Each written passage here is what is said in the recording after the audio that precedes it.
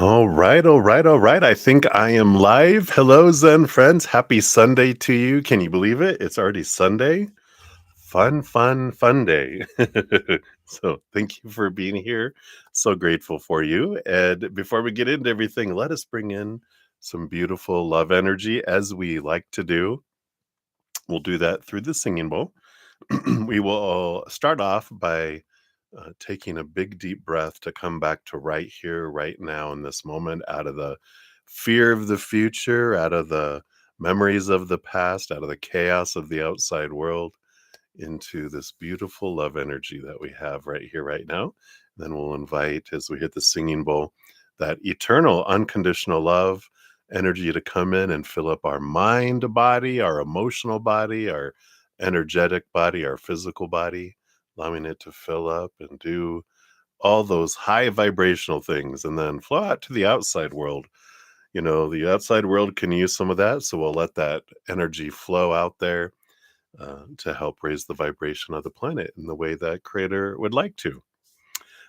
Something we can do for ourselves to help raise our love vibration, of course, is to think of just one little thing that we're grateful for right here, right now, in this moment. And as we thank the Creator sincerely for it, that immediately raises our love vibration. It puts us in a wonderful receiving energy to receive messages from Spirit, which is why we're here, right? And then also kind of magnetizes us and opens up the conduit to attract to us what we're grateful for. So it's a win win, win win win for us and the world, right? So that's what we'll do. Hey, everybody. Good to see everyone. So if you want to join me, you can take a big deep breath in, hold it for as long as you would like to hold it. Don't pass out, don't hurt yourself, as I say. And then we'll continue with the singing bowl. So if you'd like to join me, we're going to start big deep breath in, come back to the now. Here we go.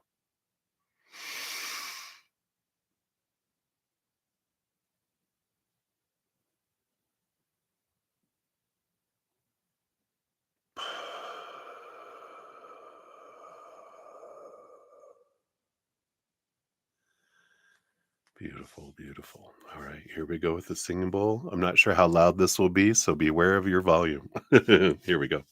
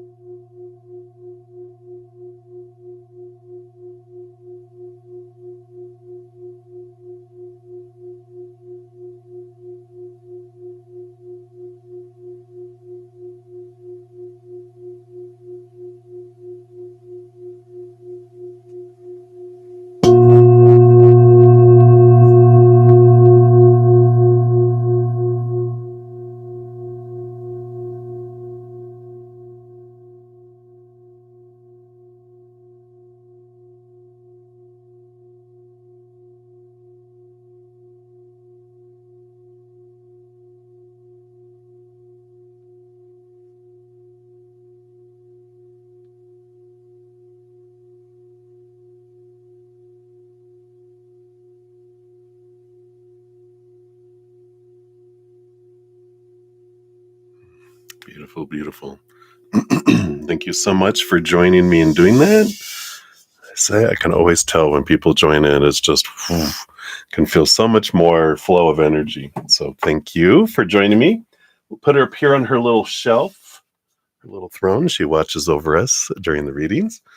So thank you guys again. Welcome. back to the channel. Welcome back to these readings for you guys returning. And if you're new to this channel or new to these readings, welcome. We got a great group of Zen friends with huge hearts and great senses of humor. Bretta Zen says all the time, right? Two things that we can definitely help make our path easier instead of harder with huge love, unconditional love, and laughing, play, right? Higher vibration energy. So we love that. If you want to know how everything works, all that information is down in the description box of the video. Donations do get first priority. Free readings are 1 to 2 cards, but if you make a donation, we do dive deeper into the tea. It's Bretta Zen's Tea Factory, or some of my Zen friends call me the third eye, private eye. So we get into some more information, pulling more cards, of course. And then if you make a donation, one per person per session, you do get a fortune cookie. Today we're using the Golden Path Oracle for the fortune cookie. So you get one of those. So if you make multiple donations, you still get one fortune cookie just for sake of time and fairness for everyone. Um, what else? What else? Oh, if you want to make a donation, you can use the super chat at the bottom of the chat or in the description box of the video. I do have my Venmo, my Cash App, the PayPal, and Square. So whatever, however you want to give and whatever you want to give is up to you. I don't have any set dollar amounts because I know everyone's finances and cost of living is different. The rate of exchange across the world is different. So whatever you give from your heart is perfect there. So after each session, I do post a pinned comment listing the order of all the readings that I've completed. Well, not really the order. I have donations in one section and free readings in the other. Just find your name. The timestamp will be there. Click on it. Takes you right to your reading. It's so convenient. I know. um, I think that is the main skinny stuff. I just want to make sure everyone knows I did start a new podcast called The Easier Path. It's all free. We put out the first of the adventure episodes. I'm calling them adventures. So here's the link to that. It's called Not So Easy, where in these I'll share like a story from my life. This first one, I kind of talked about some of the big things that was my perception of not being easy in my life, just to get an idea of, yeah, this is what we all kind of experience, all these fears and frustrations and stresses. Yay, right? And then we talk about a human perspective, a higher self perspectives, understanding why certain things happen, and then tools from spirit about how we can transform that and make our path easier instead of harder. So that's what that's all about. I did have my first giveaway on Wednesday, so congratulations, Spring, for winning. And I am next week going to put out a video for more giveaways. So be on the lookout for that. If you're subscribed to my channel, make sure your setting is set to all so you get all updates and you'll get that notification of that video coming out to tell you how you can get into the next drawing. I'll probably have one in the middle of October and then at the beginning of November. And then we'll go from there. Once I get started giving away things, I just can't help myself. I like to give away. Um, oh, and speaking of, I also have specials on my 15-minute recorded readings and 30-minute recorded readings through the end of October. So all this information is down in the description box of the video as well. So I'd just like to make sure you guys know all of the drawings and free stuff and savings. So all that's available for you. All right. Thing is everything. We're going to continue at this beautiful purple rose tarot. So we will continue using that in this session. I like all this beautiful purple on the sides. Crown chakra energy, of course. So we will get started into donations first. And so we'll start off with Jojo. Hello, hello. And then Ankita will go for your donation first. I see you have a free question. We'll eventually get to that. Maria P. after that via Z PayPal. Back to Johanna and then to Neha, or Neha, if I'm mispronouncing that. So that's what we'll do there. And Sundays are unique in that whatever I don't finish in my 3-hour session, I do go eat and come back and finish out everything in the afternoon, all free readings as well. So if you put your question out there, you will get an answer sometime today from Spirit, just a matter of when. So thank you guys again so much for being here and all the thumbs up. It does help spread the Zen love, and you're part of that love tsunami. So thank you so much. All right. I just want to say a shout out to everybody. Got Brenda Globy in the house and Mika Khan. We have Carmel. Hello, hello. Shanae. Hello. Ateshi. Of course, Naya. And we have Jojo. Hello, hello. And Kita, of course, is here. We got Mangala. Hello. And up above here, let me scroll up. We got Ashish, Touch O Love, all right, Maria P, and Eagle. So, and then if there's anyone else that is here but hasn't commented, hello to you too. I know sometimes people will attend and kind of be in the background, but you are appreciated and loved as well. All right, let's give these a shuffle and let's get into it. That's why we're here. Here's from Spirit, right? All right. So let us dive in. So, Jojo, you are going to be up first, Johanna. Let's grab your first time stamp here. Of course, we'll circle back around for your second question. All right. So good to see you. And yeah, let me give this a love and a like since it lets me here. There it goes. All right, so are we going to find a solution for someone to replace you on your surgery day? You're fine. You're just donating eggs, just being a chicken, huh? Bark, bark, bark. Laying some eggs, giving some eggs away. That's mighty kind of you. Or hopefully, you're being compensated for it. Let's take a look here and see here. Based on current energies, are you going to find a solution for someone to replace you on that today? All right, very good. Let's see what else we have here. We got that and that down here. And I want this one too. Interesting. All right, we'll see what we got here. Yeah, we do have the High Priestess here, which this feels like an energy of going away into the High Priestess temple. So that is that going away for surgery energy is what I'm picking up with that. Plus also trusting intuition. Close your eyes and go, what is the solution for this? And they'll give us. There's nothing too small or nothing too large to ask Spirit for. So maybe a unique solution is there that people aren't thinking of, but Spirit, knows all, whereas we only, like, as our human character, our thoughts and things we generate are only by what we've known. Um, if we don't connect with Spirit, then our ideas are restricted by our experience and not by the unlimited creativity of the spirit world. So we take a big deep breath, if I could talk, and let the mind go away and open the heart and go, all right, guys, what's a creative solution are we not thinking of? And then we'll drop it into your brain or bring it across your path some way, somehow. So I like it. Will you find it here? You have the Seven of Cups.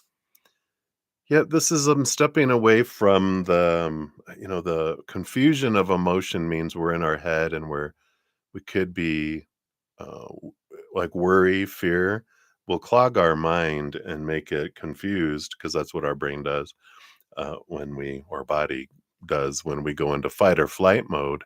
So calming ourselves is very important to get clear messages and see things.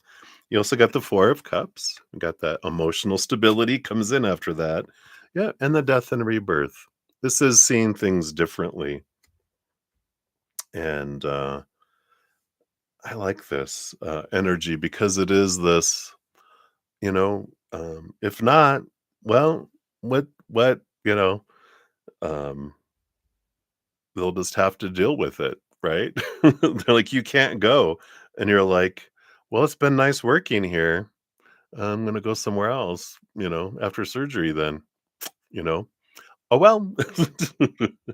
That's a choice we make, right? If it comes down to it, and they're like, I can't find anybody. It's like, um, that's something that you guys have to work out, right?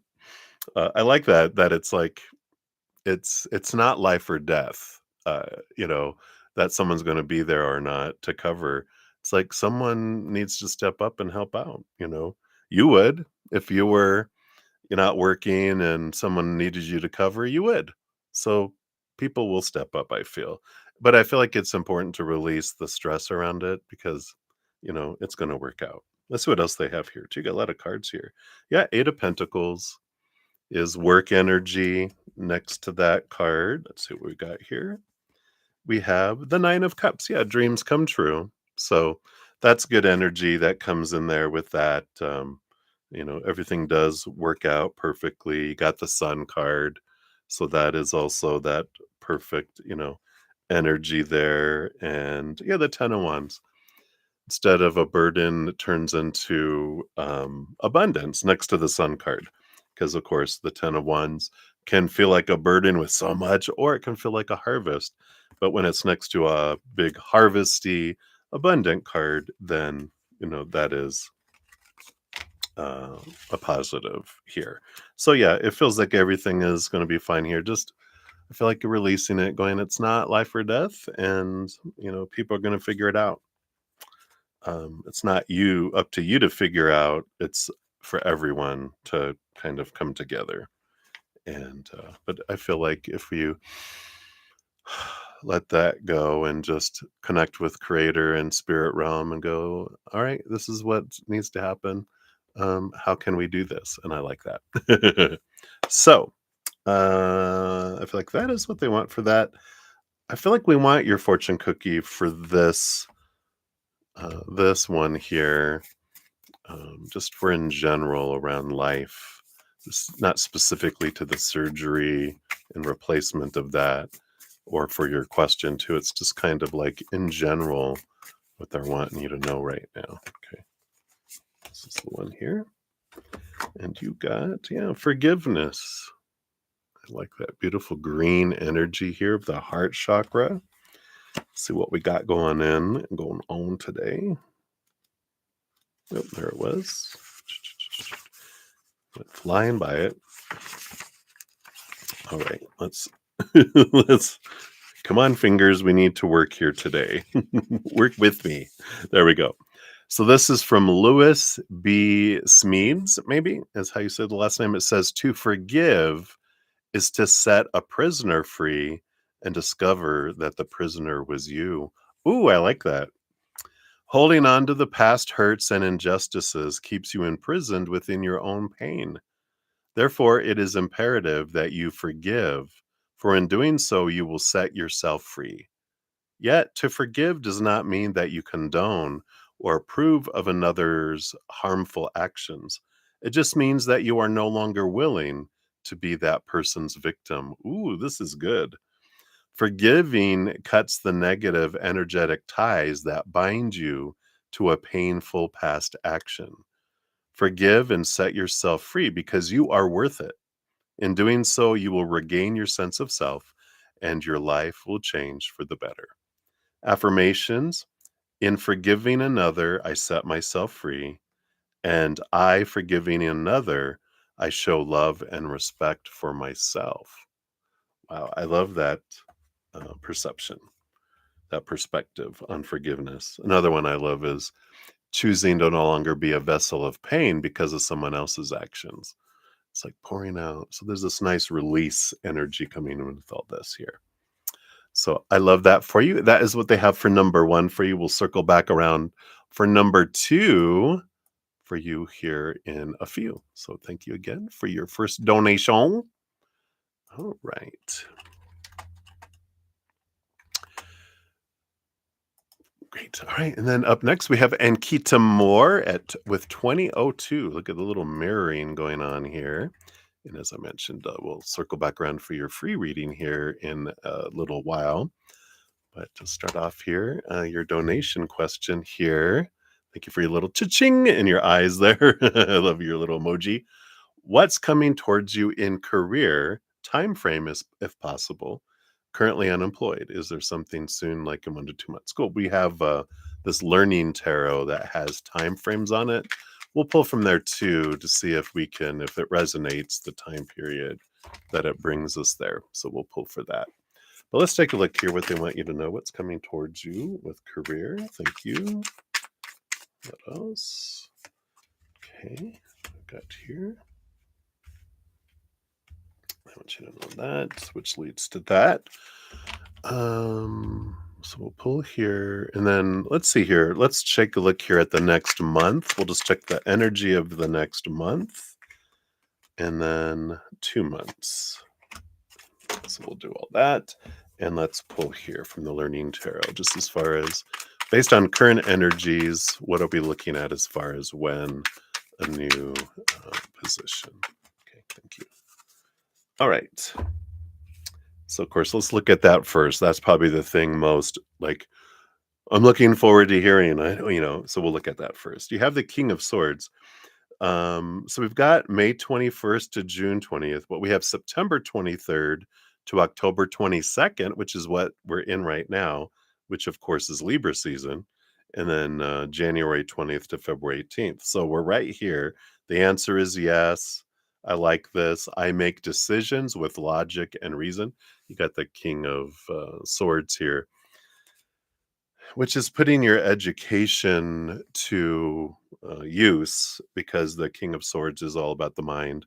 All kings are given a second portion of swords, which makes them the master of the mind, communicating, education, the brain, intelligence, and that knowledge, sharing your knowledge. So that's a good sign. So uh, between now and October 22nd, you should get a job offer that comes in. It's funny, right now it's 11:22 here, so that 22, the 22nd, is coming in. That's interesting. All right. So let's see here. What's coming towards you in career? Well, the Ace of Pentacles. So here's a brand spanking new opportunity that's coming in. That's a positive sign. So that affirms what we just got. And then under that, we go to the King of Pentacles, which is another card of abundance and fullness coming in. I like that. So it really feels, not only is it a new opportunity, but it's a cha-ching feeling, fulfilling, abundant feeling around the job offer, which leads you to the Two of Wands. So the Two of Wands is a great energy because it tells you that whatever you focus on is what you draw to you. So when I get those, especially when we have a want or need energy, it's like being aware of stepping into gratitude, because gratitude is what opens us up to receive easier. When we're in a want energy or a need energy, that's a lack energy, because in this moment we have everything we need right here, right now, or it'd be dead, right? So I can have gratitude for what I have in this moment, that I have everything. And then what have I had? Like all the jobs and careers, since we're focusing on career, all the jobs and what have I loved about the jobs? What am I grateful for in the jobs and career, experiences I've had in the past? Because that opens me up to receive more of like kind of experiences. But if I feel like I want something or I need something, that's not a have energy. That's a I feel like I don't have what I should energy. Like I don't have a job. I don't have this. I fear I won't find a job. I fear I won't have enough. So when I have that, what am I doing with my energy is inviting more things that match that, and actually pushing away abundance, because my energy is saying what I really enjoy is feeling like I'm wanting, feeling like I'm needing, and I can't have something come into my life if my energy is focused on I want more of wanting, I want more of needing, is what my energy is doing. So I like that Two of Wands. It just really helps us calibrate what's my focus. I'm going to focus on the higher vibration. What do I love about my life in this moment? And what I have had. That's have energy. I get more have. Want and need, have not energy. I get more have not. Right. So it's a good reminder for all of us. I like it because It comes up so much in readings that I feel like eventually I'll be brainwashed appropriately because I learn a lot from all these too. All right, let's see here. There's one more card here, and you're the King of Wands. Yeah. And you're in the seat. Here's you holding the magic wand, taking your power, getting out of your head from everyone else's opinions and supposed to be's and should be's, and really going, what do I want? Not what I think I'm supposed to want, but what does my heart want? What am I being drawn toward? I decide what I want, I put a plan together, and I put action behind it, and then you get the results. So it is about realizing the world doesn't happen to you. You're not on an out of control drama train that's going to leap off the tracks and explode. You're not in the back of a taxi being driven around in life. You're the driver of the party bus. So wherever you decide is what you draw in. So there's this empowerment energy that comes in with all this. And you got three kings. You got the King of Swords, the King of Pentacles, the King of Wands, which is stepping into that. I am the one that gets to decide what I want in my life and no one else. What I focus on with my mind, my emotions, my energy, my physical actions is what I draw to me. So I like that. So it all looks good. I like this. I feel like we have your answer already, but we do have the cards we pulled for the next month, which is really this is when you'll be getting your job, right? According to this, you have the Two of Swords. You might even have um, here two options. Yeah, and you got the Sun card, which is one of the big abundance cards coming in. You might have two opportunities that come up with that Two of Swords. So a choice between two. But it's also the Two of Swords is the battle between the head and the mind. So one might be like what the mind says, this is what you should do. This is what everybody would think you should choose. Again, that goes back to that King of Wands, right?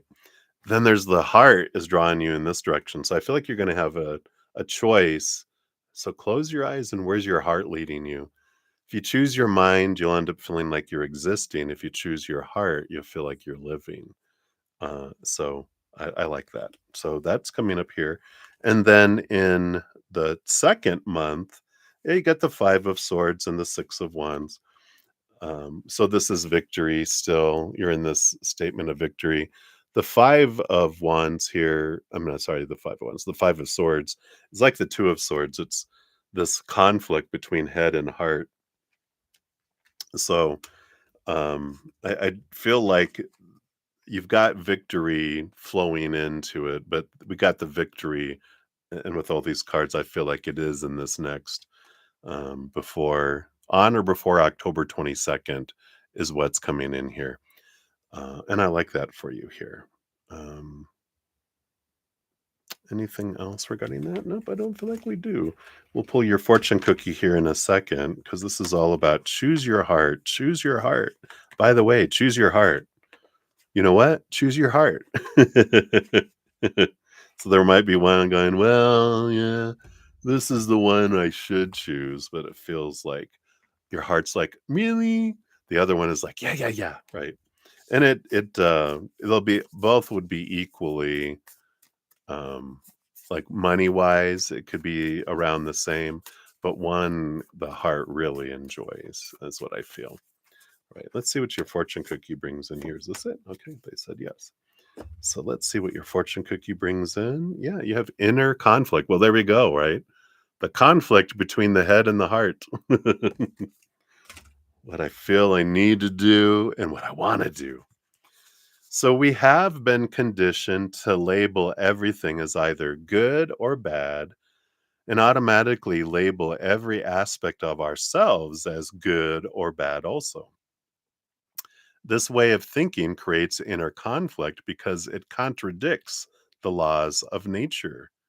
You show others the parts of you that you like and try to hide the parts you think are unlikable. You do this because you fail to see how every quality you possess is valuable and worthy of your love. Everything about you is equally valuable and even equally beautiful. You've chosen this card today because you're ready to move to a higher level of awareness. It is time to embrace all of who you are, time to accept and love every part of you. Rather than try to change the things you don't like about yourself, why not try just loving them instead? Start to question some of your long held beliefs, and you'll realize that many of these beliefs are false and serve no worthwhile purpose in your life. This card reflects the start of a new beginning. Hello, here we go. You empower yourself and feel whole. Inner harmony, success, and happiness await you. All you need to do is to love and accept every part of you. Just love yourself unconditionally as you are. I love that. Affirmations for this card. I accept and love every part of me. I am beautiful just the way I am. Every trait I possess serves a purpose. I am worthy of unconditional love. Boom. I love it. Mic drop, right? All right. So that's what we have. Good news there, and Kita coming in. So just to be aware of the energy. Am I focusing on gratitude and loving who I am, or you know, want, need, and fears? That'll help things come in more fast and furious. All right. I love it. So thank you again for your donation. And I'm going to take a quick sip here. Cheers, everybody.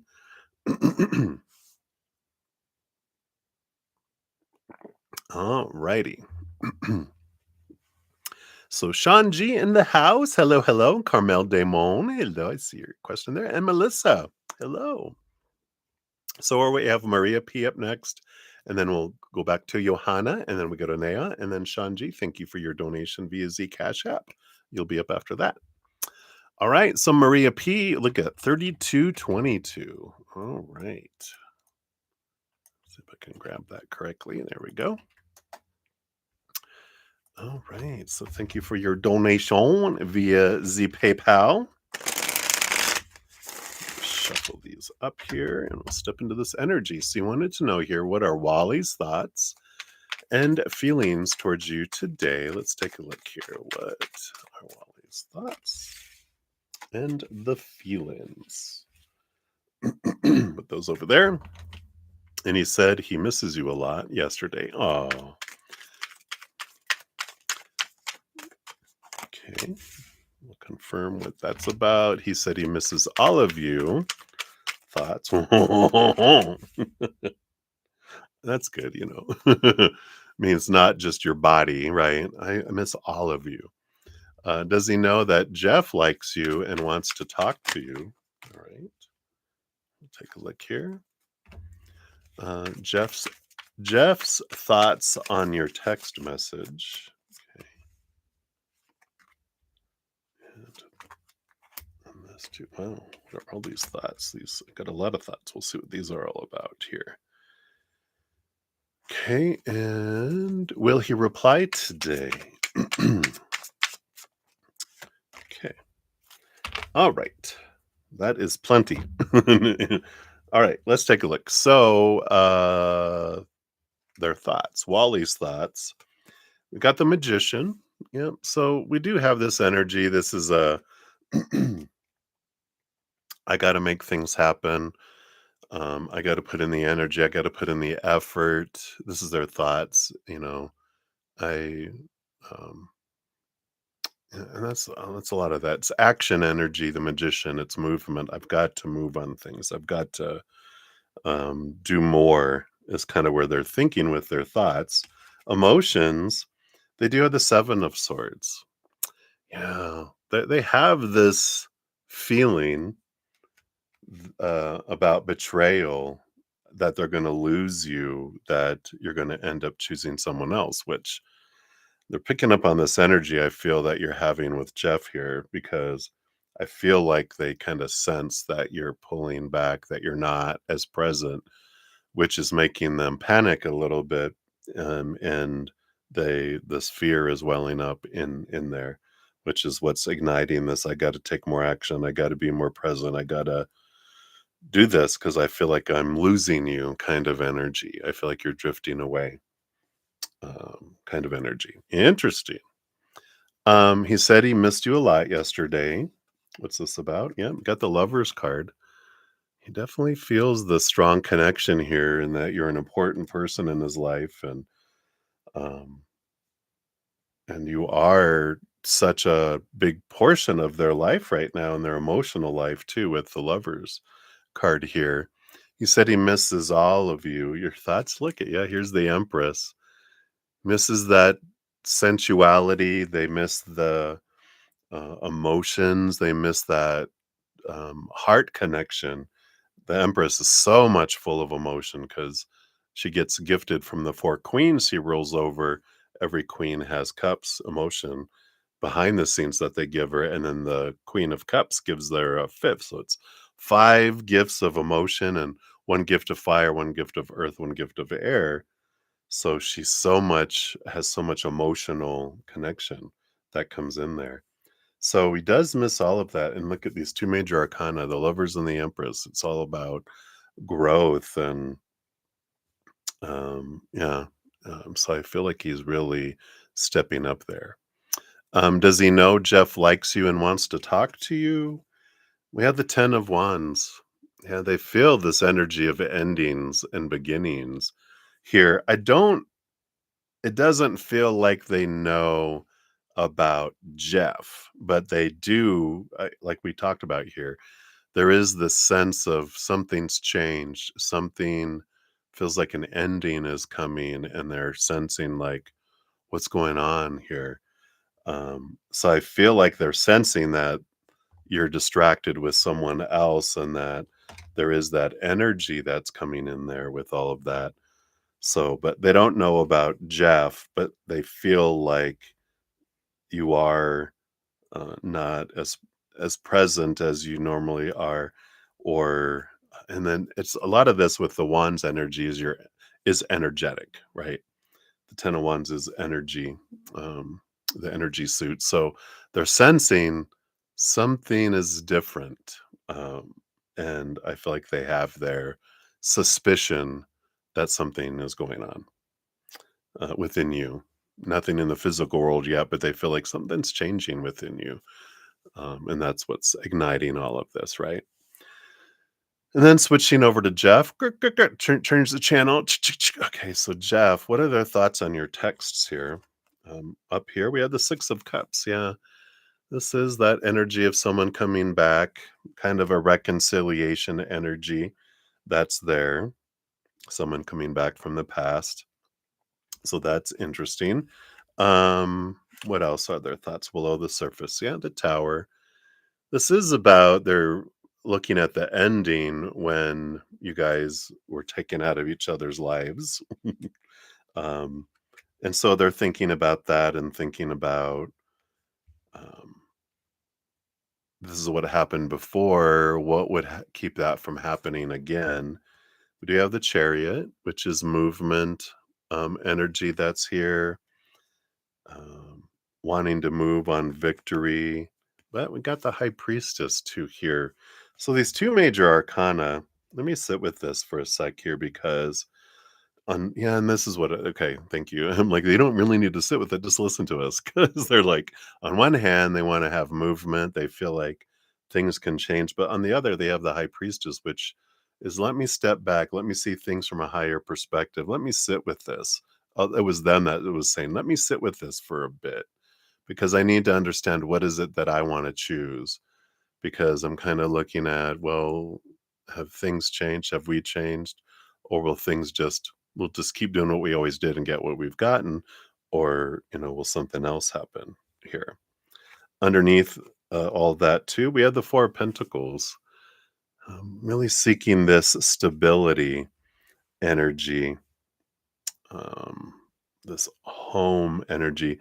Again, there's this being away kind of energy with all of that that's coming in here. So I feel like they're sitting with a little bit and they're just trying to figure out, what do they want and but there is that fear of it ending suddenly like it did before. And then will they text you back today? We have the 9 of Wands. It feels like there's a little barrier here with the 9 of Wands. So I don't.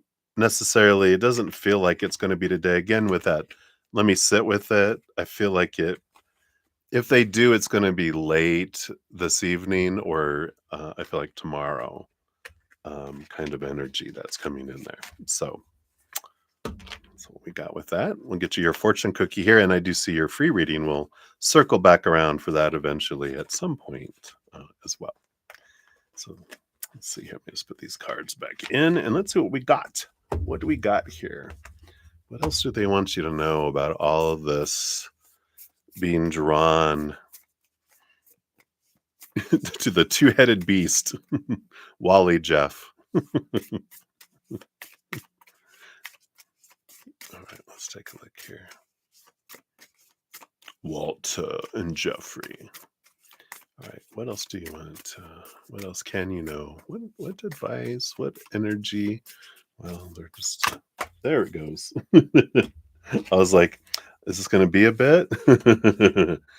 Kind of slow down, right? And you got power. Here's the Pied Piper. You remember that story of the Pied Piper? Are you the Pied Piper and you're drawing the rats to you? They're the ones that would use the flute to draw the rats out of town or whatever. Are these the rats? All right. So the man in the picture is in tune with the forces of nature. The music he plays is the music of his soul, which is full of inner wisdom. He is a man of peace, and yet there are arrows attached to his belt. He knows there are times when it's best not to engage in conflict and simply walk away. Ooh. However, he also knows that there are times when we must stand our ground and be ready to fight for what we believe in. You got this the other day about fighting for what you believe in. You got Warrior, didn't you? I think so. They're bringing that back, which I'm always amazed because I do so many readings. Anyway, this is such a time for you. Stand up for what you believe in, regardless of what others might say or think. Will you stand by your beliefs and convictions, or will you give in? The universe is testing your faith and resolve in this matter. To stand firm will take great courage, but know that you will always have the backing of your soul and the whole universe. You will gain much respect by holding your ground, and an old pattern will have been broken. Ooh, what pattern is that, right? Your affirmations: I listen to and am guided by my inner wisdom. I stand firm in my beliefs, yet respect the beliefs of others. I stand firm in my power and use it wisely. My power is infused with love and respect, right? As we say, do unto others as we wish to be done unto ourselves.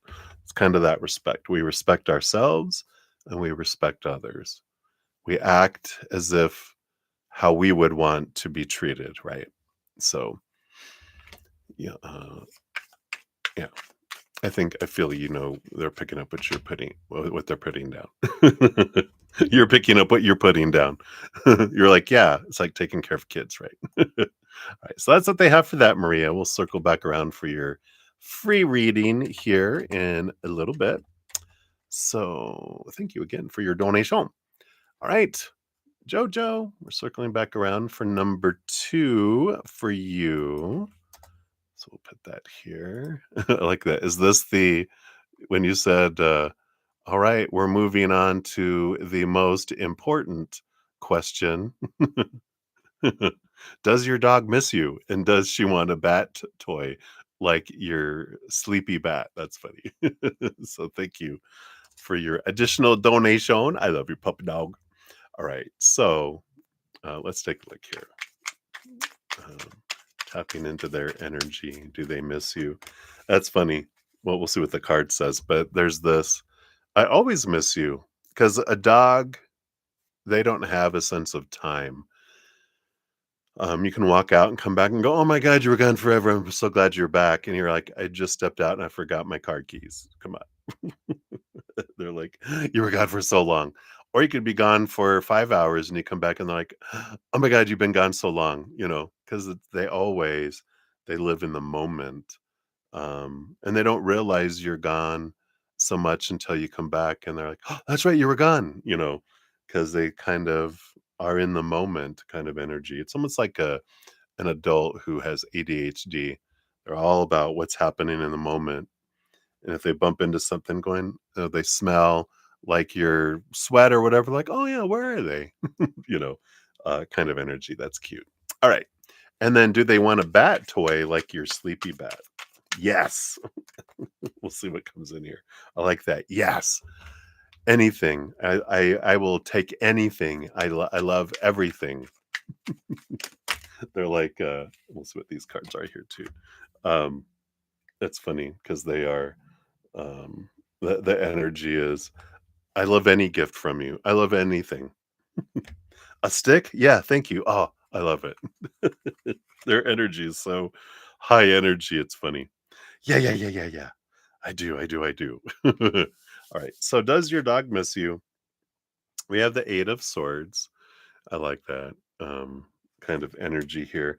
It's not in the way that we do, though, because the Eight of Swords here is letting go of our thoughts and beliefs that make us feel blinded and bound and trapped and restricted. In a way, they're saying, let go of the guilt. I'm fine. I don't feel like humans feel. My feelings are different, though I do pick up on your feelings and your energies. But my emotions are different than human emotions. I don't feel pain and suffering and, like, emotional pain, emotional suffering. A lot of what we're like, "Oh, dogs feel this," it's us projecting our emotions onto them, and they're like, "It's different. Let that go. Let your thinking go around animals. I feel in a different way than humans do."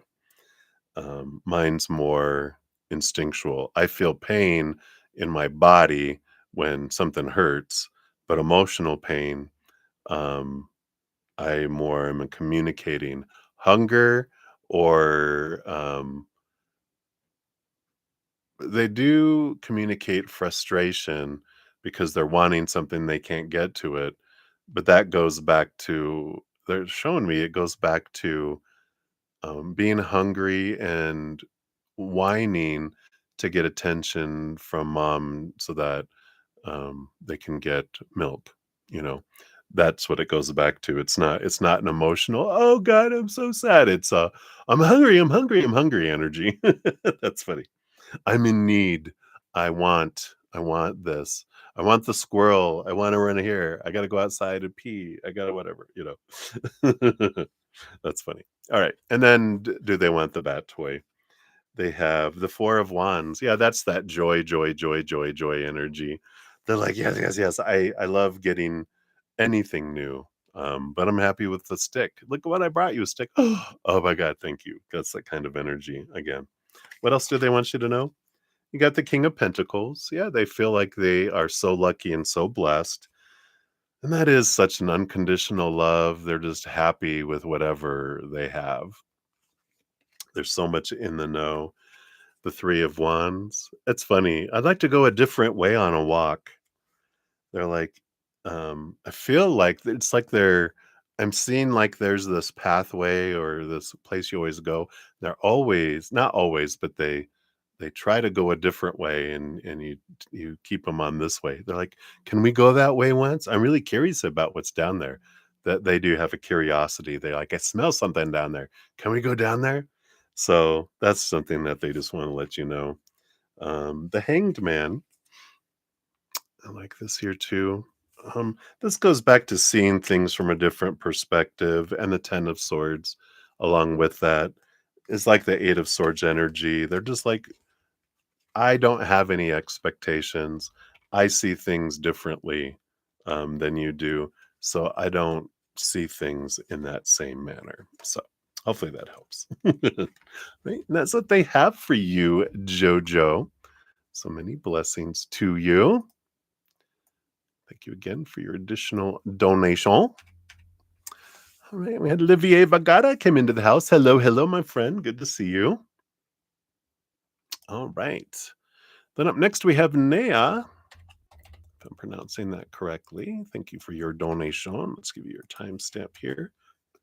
And let's give your donation a love and a like since it lets me on there. So, hello, hello. You want to know, what does the person you wish to reconcile with think about your connection and you? All right. We'll take a look here. Whoops. Mouse gone wild. I'll highlight that there. Let me take a quick sip here.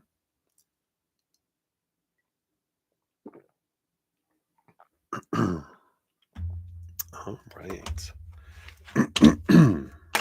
Excuse me. All right. So, what are their thoughts here about your connection? Do thoughts. I also want to look at emotions. I feel like these are the emotions because the emotions can be different than the thoughts. We've got our brain that works separately, excuse me, and independently from each other. So we have thinking and then we have emotions that we could be thinking one way and our emotions can be going somewhere else. So I like to dive into that when we do that. So that's about the connection, and then thoughts and feelings about you, because that also can be different, right? So got thoughts about the connection, and these are the emotion, not a connection about you. These are the emotions around you. Oh, they don't want that one. I want this one. All right, let's see what we got here. All righty. Excuse me. Got some beautiful frankincense incense. It's tickling my sinuses this morning. The combination of everything. So my apologies. All right. So what we got here. So now we're going to look at the thoughts about the connection first. So what's in their head? We do have the devil card. Yeah, that's a big thinking energy. It's Capricorn energy. We have the Hierophant, two major arcana, and the third one, the Five of Pentacles. Yeah, all this kind of conflicting energy around the connection. The Devil card puts them in this place where they're questioning a lot of their long held thoughts and beliefs and mindsets, a lot of expectations, the cage of their mind of the expectations of supposed to be and should be and need to be. What's a connection supposed to be? What was it not? And I feel like they're focused in on here, especially with that Five of Pentacles, which is a card of lack and fear of abandonment, being left behind, being left out in the cold, not being enough. So it's like the fear of not being enough, the fear of not being able to live up to all the expectations that they had in their head on what a relationship should be. And even it's like before you even met them, they had this long list of what they have been given growing up, all these opinions on what a connection is supposed to be and who you're supposed to be and how it's supposed to be and how it's supposed to unfold, what's supposed to bring me whom I'm supposed to be, blah, blah, blah. Right? Exhausting trying to live up to all these unobtainable expectations we're all given. And there's even contradictory things we've been given. So it's very difficult, right? But there's this trying to see things from a different perspective, trying to shake loose of what are all these expectations? What are the source of the struggle? And I feel like they're really doing some self-reflection on what is at the root of the conflict of my relationships, because I don't feel like it's just you. I feel like they've had this pattern that's repeated time and time again. And so they're kind of having this, what's the common denominator? Them, right? It always is. My conflict in relationships is me. What's going on inside of me, the conflict of what's going on with that person is inside of them, right? My conflict exists inside here; it doesn't exist outside of me, which is interesting, right? But I feel like that's a big piece of what they're looking at. Big reflection. Their emotions around your guys' connection. Yeah, Five of Wands again, conflicting energy with these fives. You got the major arcana five, the Five of Pentacles in the beginning. Now you have the Five of Wands. You have the Eight of Cups, walking away from emotions and relationships that don't serve anymore. Yeah, and the Lovers card. So a lot of mixed emotions that are coming in here.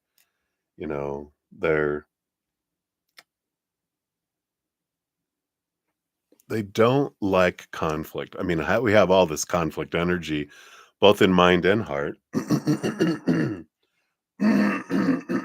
Excuse me. And I'm just going to throw a little cough drop in here. Um, it's interesting because I feel like they don't like conflict. They try to avoid conflict. And I feel like they're more apt to shut down and walk away than to fight, especially if they feel like they're not going to be able to be successful.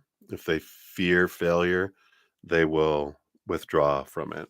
And they would, like with this Eight of Cups, they'd rather walk away from something than to have conflict.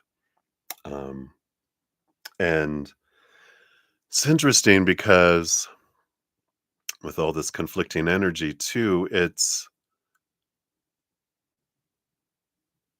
I'm trying to put these feelings into words because if it's like in a way, the energy I'm picking up from them is even trying to talk things and work things out is conflict to them. And I feel like they've experienced that a lot in their life, probably earlier in their childhood. I feel like they saw their parents try to talk and people try to communicate. It always escalated. And so they've got this belief that when you work through things or try to work through things, it ends up in an argument anyway. So it's best just to walk away kind of energy. So there's this fear of conflict that comes in. So that's about the situation. That's about you guys' connection. But it's not exclusive to just your guys' connection. I feel like this is a repeating pattern that's happened over and over and over again, right? And you can understand what mirror is there in that for me, you know? Do I do that? Is there any kind of that inside of me? What are my repeating patterns? Because we're always mirrors for one another, reflecting back to us what we want to see about ourselves. So what we perceive in others exists somewhere in here, and this is a good time for us to go, yeah, what pattern am I repeating? Because every human, we keep doing the same thing over and over again, expecting a different result, right? That's the definition of insanity. We're insane as humans. We keep doing the same thing and thinking, well, it's going to change sometime. No, the reflection in the mirror doesn't change. Um, if you go from mirror to mirror, if you're the same person looking in the mirror, you're gonna see the same reflection, right? But once I change, then the reflection changes, right? I love that analogy. I heard it somewhere from, and they just brought it back. All right, so let's take a look here. That's the connection now with you. What are their thoughts about you? Not the relationship, but you. Seven of Cups, a lot of different emotions, duh, right? A wide variety. Yeah, the Queen of Cups. They see you as someone very emotional, very connected, uh, and the Queen of Cups rolls over the cup suit, but all the with the king, but all queens get a second portion of cups. So she's the master of emotion. Not and she's not afraid to express it. She's very empathic, very compassionate. And so they do love your heart. Their thoughts are, wow, you are really in tune with your emotions. You don't wear your emotions on your sleeve, but you're not afraid to share your emotions. They were taught suppress your emotions when they were growing up. What else did they? Yeah, the Ace of Wands. Yeah, and your passion, your drive. I mean, there definitely is physical and energetic attraction with the Ace of Wands, and they like that emotional side there. And that Seven of Cups, I like that now that they said all this, they're going back to when they have a lot of different emotions, but they're confused by emotions because they weren't taught to feel, they were taught to suppress emotion. And emotions were scary. It's like not speaking a language and going to a foreign country and they don't speak your language. It's like you're trying to figure things out, how to ask for the bathroom, how to ask for something to drink, how to ask for directions, right? Learning how to communicate. And I feel like that's where a lot of conflict was because I feel like they were very in their head and they weren't comfortable with emotion. And you're a very emotional, are you a water sign? A very emotional expression. I feel like you swim in the water. Like, are you a Pisces, a Cancer moon, um, Scorpio? Or maybe your moon sign is a water sign because It feels like you're very empathic and you swim through emotion, and that was like it's like a bird trying to understand a fish. So interesting. That's from their mind. From their heart, we got 5 cards for that. Two, two, and one. Yeah, we have the Nine of Swords and the Queen of Wands. Their heart here,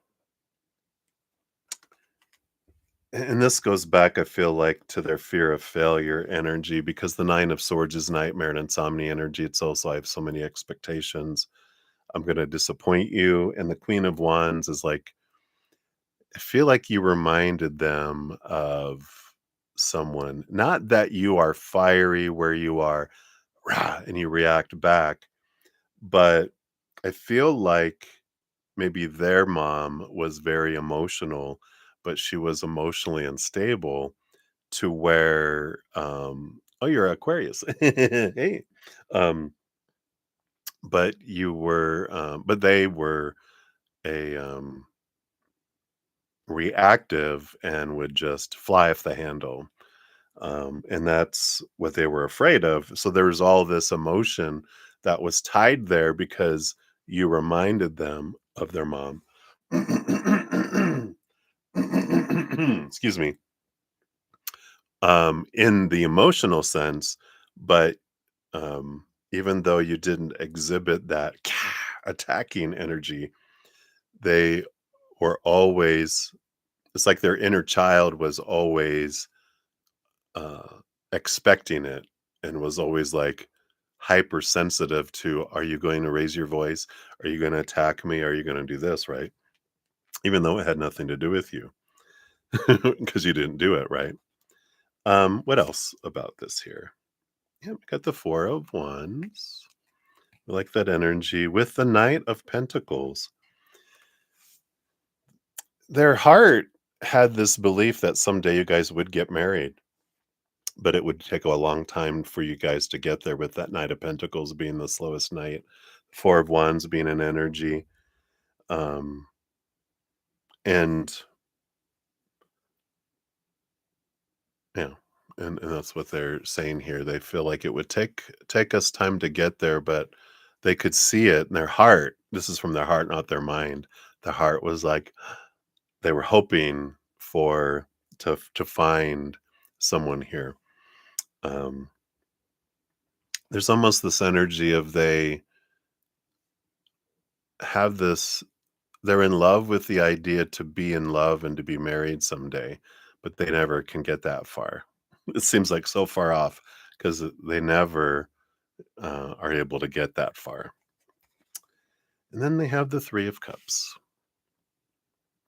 Yeah, there's this heart energy, this fear of being betrayed, third party situation energy. Their heart, it was like, um, and I feel again, this has to do with growing up, and this could be why their mom was so emotionally unstable with all of that, is because they were betrayed in a, you know, third party situation with their father, and then also with stepfather, with other boyfriends. It's like their mom had this repetitive cycle of drawing people in that would cheat on them. And so they had this natural fear that this is going to happen as well, and suspicion and, kind of energy. So their heart here, I feel like, saw a lot of um, what they wanted because they were like looking to, like, this is someone that I could be married to, but there's too many obstacles in between with all of this here. It just feels like they need some good self-reflection and maybe therapy to disable all of these fears that are connected to their childhood and the experiences they had, and there's so much bubbling below the surface that we may not even be aware of that trigger, these things. And emotional suppression is huge because if they don't have love for themselves and they can't express love to themselves, they can't express it to anyone else. And if someone, I have this little thing here, if this is the amount of self love I have for me, it's a little jar of emotional energy, right? If this is as much emotional energy that I can express to myself, this is all I can offer you and all I can receive from you as well. So I do feel like there's a lot of that there. So let's take a look here. What else here with your fortune cookie? What else does Spirit want you to know around this situation with this individual? Yeah, unconditional love is what you're seeking, what they're seeking. And we can only find that inward and upward, right? Until we find our self love. We can't love someone more than we love ourselves, nor receive love from someone more than ourselves, like we were talking about. And what we're hungry for, what our soul and our heart are hungry for, is the unconditional love we find from our higher self. We can't find the love we're looking for out here. We find it in here. And once we find it in here, then our perception of all the love that on the outside world changes from something that's lacking and disappointing because we're filling up on the inside with this beautiful love. What people give us then becomes above and beyond extra and abundance instead of falling short and lacking. So that's such the journey that we have as these humans. I know. Let's see here. The card says, this is from Lao Tzu, saying, knowing others is wisdom, knowing yourself is enlightenment. Everyone encounter, let's see. Oh, sorry. Every one encounter teaches us something.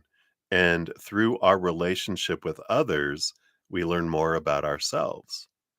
There are people we like and people we dislike, and we label others and the things they do as either good or bad. Yet, at some point in the past, present, or future, we have done or will do the very same things, either in this life or another life, right? The whole purpose of all relationships is to help us to be more loving and compassionate and less judgmental. Life has a perfect way of giving us the lessons we need. What we don't love, we become until we learn to love and accept it. Ooh, I'm going to read that again. What we don't love, we become until we learn to love and accept it. Powerful words. From this perspective, we can see how the judgments we make of others become the judgments others make about us. Our relationships help us broaden our understanding of life, love, and ultimately ourselves. Eventually, we will realize life is simply about unconditional love and acceptance. Affirmations today, I accept others as they are. I have compassion for everyone I encounter. Today, I will show kindness to myself and others. Wow. That is what we have there. So hopefully that helps now. I don't feel like, based on their current energy, they're not looking for reconciliation, going back to anything. They're in a space of really trying to understand themselves and what has brought them here to this point. Um, Not really thinking about what you're going through, what their exes are going through, anyone else is going through. But why do I keep going through the same thing over and over again? Is kind of where they're at in their energy. So hopefully that helps. That's what they have for you, my dear. So hang in there. Many blessings to you. All right. And then Sean G, you are up. Thank you so much for your donation via Zcash app. Here is your timestamp, but I don't think here. Just take a look here. right. I do believe this will be the last of my current donation. So if there's no other donations that come in, we'll be headed off to some free readings here. So, Sean G, there you are. So, are your clients and their parents content with your job teaching art? All right, we'll look at the general consensus, of course, right? Because everyone is so individual and sees the world through their own eyes that everyone sees everything you do differently from each other and definitely different from you, right? We none of us see the world clearly because we're all looking through the lens of our experiences and conditioning. So we all see things differently. That's why 100 people can witness an accident and have 100 different stories. All right, so let's take a look here. All these different perspectives, right? So, overall, though, what's the general consensus on the job that you do teaching art? Let's look at parents from the parents' perspective. And I feel like that there too, and that there too. And then I feel like from your clients, the actual students' um, perspective here.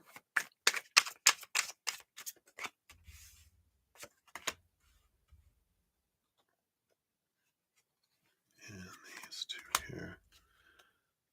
Okay, I think that's it. All right.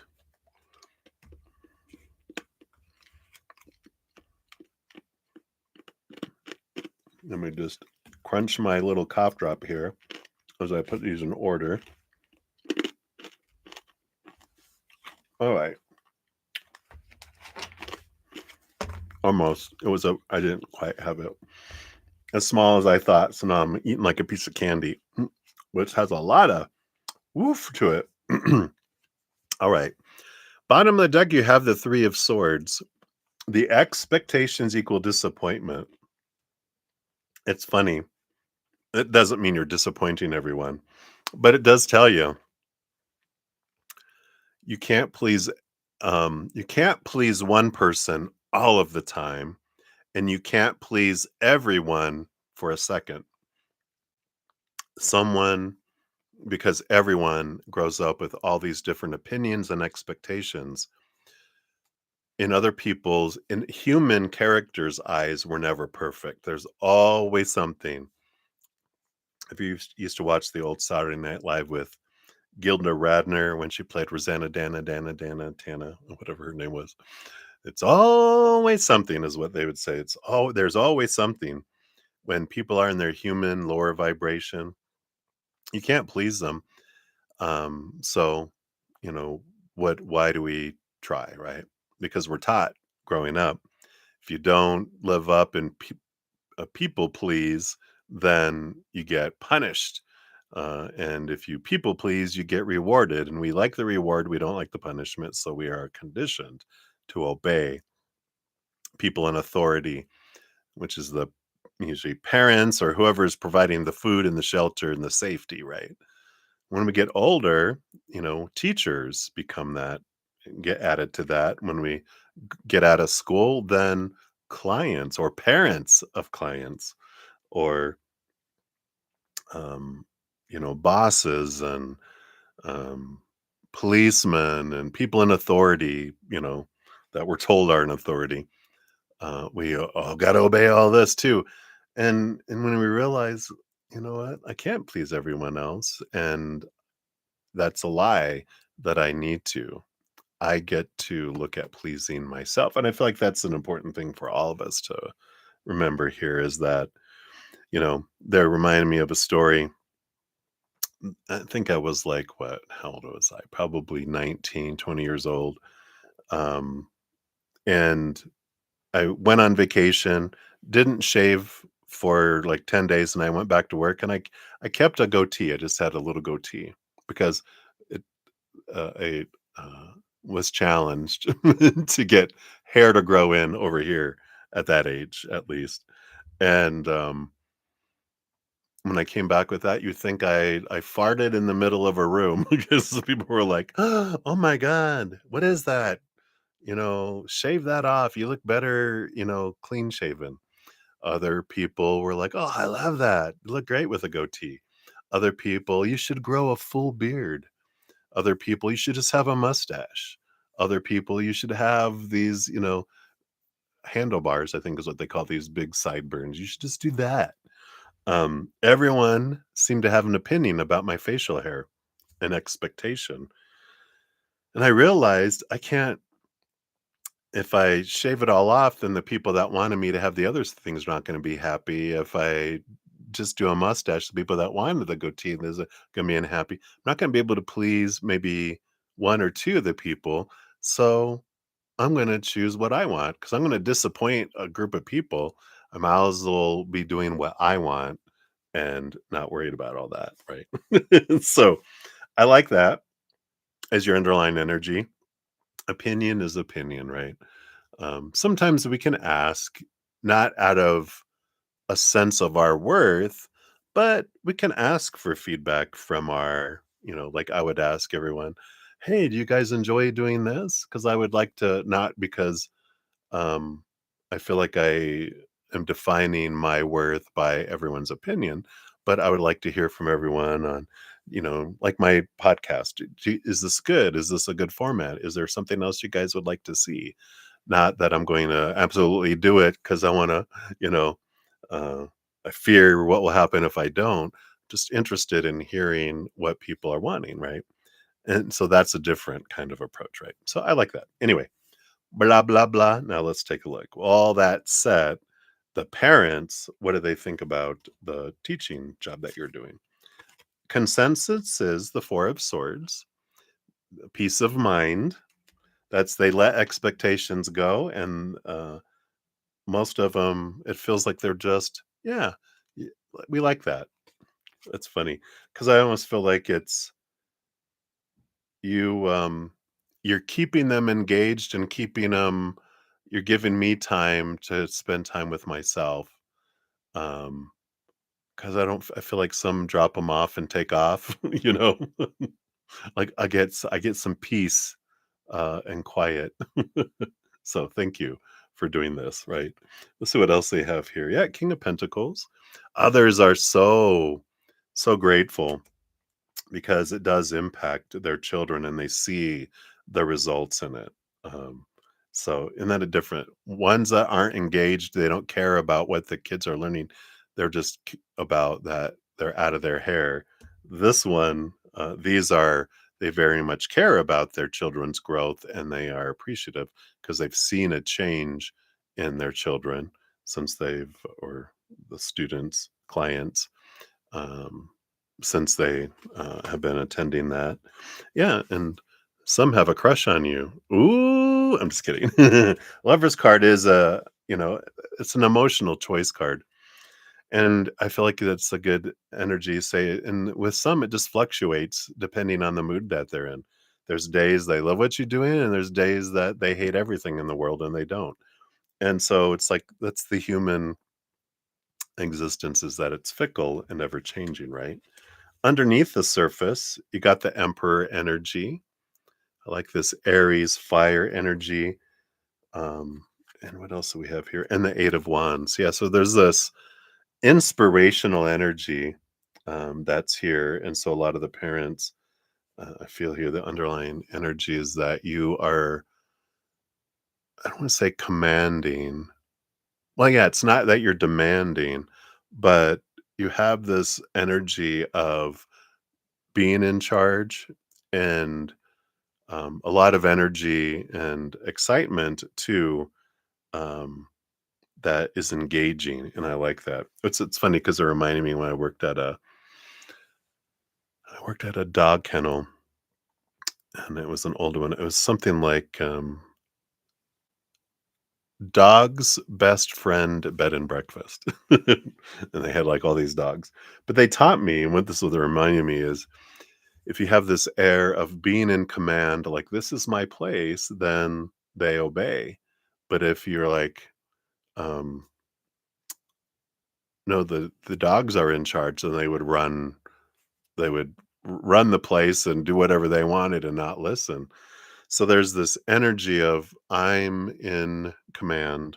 So because of that, they notice their children behave or the your clients behave differently than when they're at home. And that's what's funny is um, people would come to drop off their dogs and they would be like jumping up, doing here, doing all this stuff. And you're just like, they're out of control, right? And we'd put them in this little kennel while we did the paperwork and sent them on their way. When they'd come pick up the dogs, they would be looking out and seeing their dog behaving and doing everything. We'd go and get the one dog and bring them in because they would play together in different things. We'd bring it in, and then they'd see, oh, look, they're coming to pick me up now. I'm back in control, and they would ask, why do they act so out of control with us, but they listen to you? And I'd be like, "You want me to be honest?" Like, "Yeah." I go, "Here, they know I'm the one in command. I'm the one in control. At home, they feel they are the ones in control." And they're like, "You're not wrong." So, I like that kind of energy there. Just a little humorous side note there, but I feel like that's the kind of energy they feel. And they kinda wonder too. Some of them wonder, like, "Why do they listen to you and not me?" Well, it's there's that energy. All right. So that's what they have for the parents. Now, your actual clients, the actual children and students, what do they think of you? You got the Three of Pentacles. Yeah, we figured, right? A card of creativity. They just love this, that you're unique, you're true to yourself, but you also express your creativity. And they're just like, wow, they're just in awe of your ability to create and to teach creation. They also Queen of Wands, yeah. I feel like you would get this for you here. Your energy as well, the fire. There is that command. They do respect you as the queen of energy. Um, and so there is that respect that comes in here with quite a bit of them here. Even if they act out or something, that doesn't have to do with you. That has to do with their fears and they go and they go into automatic reaction mode. But when they're in present, they are just so kind of enamored and awe, a lot of them with you here. Yeah, and the sun, yeah. Again, this brightness, this shine a bright light on them. They feel a sense of warmth, and connection there, and I love that, um, as well. And the star card, yeah. So you have the sun that rules the day, and you don't have the moon, but a bright star that guides them in the night. They just see these different sides of you, even in their dark times. They see you as a this is symbol of hope, for them too. So I like that. That's the consensus. Of course, you're going to have outliers on either side, right? But the majority, that's the impressions that they have. I love that for you. We'll see what your fortune cookie brings in here too. See what we got going on. We just put these cards back in here, but I love that, Sean. All right, here we go. And excuse me. Let's see what we got here. What else regarding your teaching of artistry?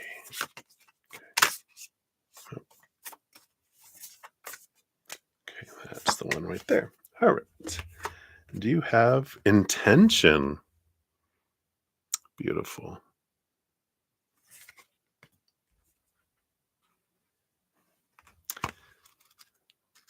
Let's take a look at that picture. For a moment, I thought they were creating something. They can be. Let's see here. Intention is possibly the greatest power on earth, for what you intend is usually what you will manifest and experience.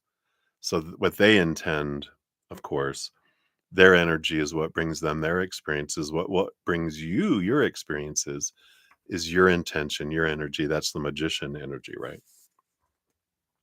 Positive and loving intentions are instrumental in creating positive and loving experiences and outcomes. On the other hand, negativity and fear create doubt and uncertainty. By focusing on what you intend, your intentions will manifest. But you must first think about and be very clear about what it is you want and don't want. In order for something to manifest externally, you must first have a clear picture of it inside you. Your thoughts and intentions hold great power. They are living energies capable of creating and influencing our lives. Your intentions are a preview to your future. Sit quietly for a while each day and visualize what it is you really want. Keep that vision in your heart and your mind as you work towards making your vision a reality. I love that. So it's a lot about not about what, other people are, but what is my what is my truth, right? What is my why? Why am I doing what I'm doing? Returning back to your why, and then that intention is to, like it says, lovingly and positively put forth the effort to create what you're wanting to create. I love that. It's a good reminder for us all. Return to our why. Why do we do what we do? If we get into the we can get off course and not be connected to our why, right? Your affirmations, positive and loving intentions create a positive and loving future. I manifest and experience all through love. I like that. I want to show you that again here, just like that. Beautiful green creation energy. All right, so that's what they have for you, Sean Sean. So thank you again for your donation. Greatly appreciate that. All right. And then Naya, thank you so much for your additional donation. Let's grab that extra timestamp here. So here's both of your timestamps. And hey, Cat. Oh, Aditi came into it. Hey, and Hot Sun. Sorry, missed you guys coming in. Hello, Hot Sun and Aditi, Cat Goddess. Hello, hello. Good to see you guys. All right. So, Naya, thank you for your additional donation. Whoops, we'll give that a love and a like. So, your second question is the person I wish to reconcile. We are in no communication for 7 months now. Does he miss you to reach out sooner or later? All right, we'll take a look here because we said based on current energies, they're not wanting to reach out um, right now. But we'll see if they, based on current energies, is there going to be, um, sooner or later, will they? I like that. All right, let's take a look here. First of all, do they miss you? Okay.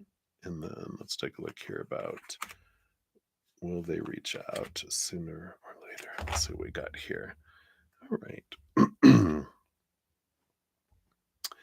feel like this, we wait on that. I gotcha. I gotcha. All right. So, do they miss you? We have the Four of Pentacles along with the Ten of Swords. They are not in a missing kind of energy with this. The Four of Pentacles is like safety and um, I feel like they've kind of block off the relationships. Like after they leave a relationship, I'm seeing it like repeated like four times, and you're the fourth time.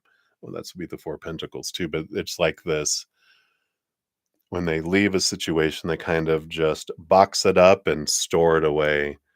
Box it up and store it away, box it up and store it away. They kind of move forward because they don't want to reflect because it brings up a lot of stuff from the past and they hadn't been in a reflective um, place.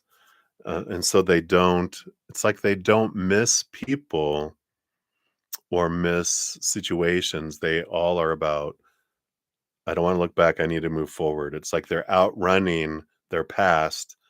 And if they stop, they're going to get all their past. They feel like all their past would hit them. So they're trying to outrun their past. So it's not that they don't miss you, they just don't miss things because they don't focus on that. They just keep looking at what's next, what's next, what's next kind of energy here. The Ten of Swords represents all the expectations. Again, they're like, I don't want to look at my failures. I don't want to look at how I was disappointed or how I was disappointing to others. I'm just going to move forward. I'm just going to keep forward. I feel like we talked about in your first reading how they're in this they've began this reflective mode of going, well, I'm going to look over my shoulder while I'm running away from my past just to try to understand what is all, how bad is it back there? How fast do I need to run? But also, why do I keep running into the same things? So I feel like they're not turned, like, haven't stopped and turned around and going, "All right, bring on my past," and get hit with it all. They are just kinda looking over their shoulder. So again, there's not this missingness, but that's not, doesn't have anything to do with your worth or how they feel about you or had felt about you. It's just more of not how they currently uh, run, running, how they, you know, how they move through life, not a missing kind of person. It's more I'm escaping from and distracting myself from my thoughts and my emotions, whether emotions are suppressed. So interesting, right? So let's take a look here. Will he reach out sooner or later? Was the other one, right? We got the judgment card along with the high priestess. So this is this energy. Of course, the high priestess, she goes away into her high priestess temple to try to understand things, to reflect, to go back. And the judgment card is also the higher self trying to show them things from the higher perspective. Again, a very reflective to themself energy, not a movement forward energy. And let's see what these other two cards are. You got the Three of Pentacles and the Knight of Cups. And I don't feel like they will. And I feel like where these cards are taking us, because I feel like you're going to have someone new coming in here as you're doing your reflection.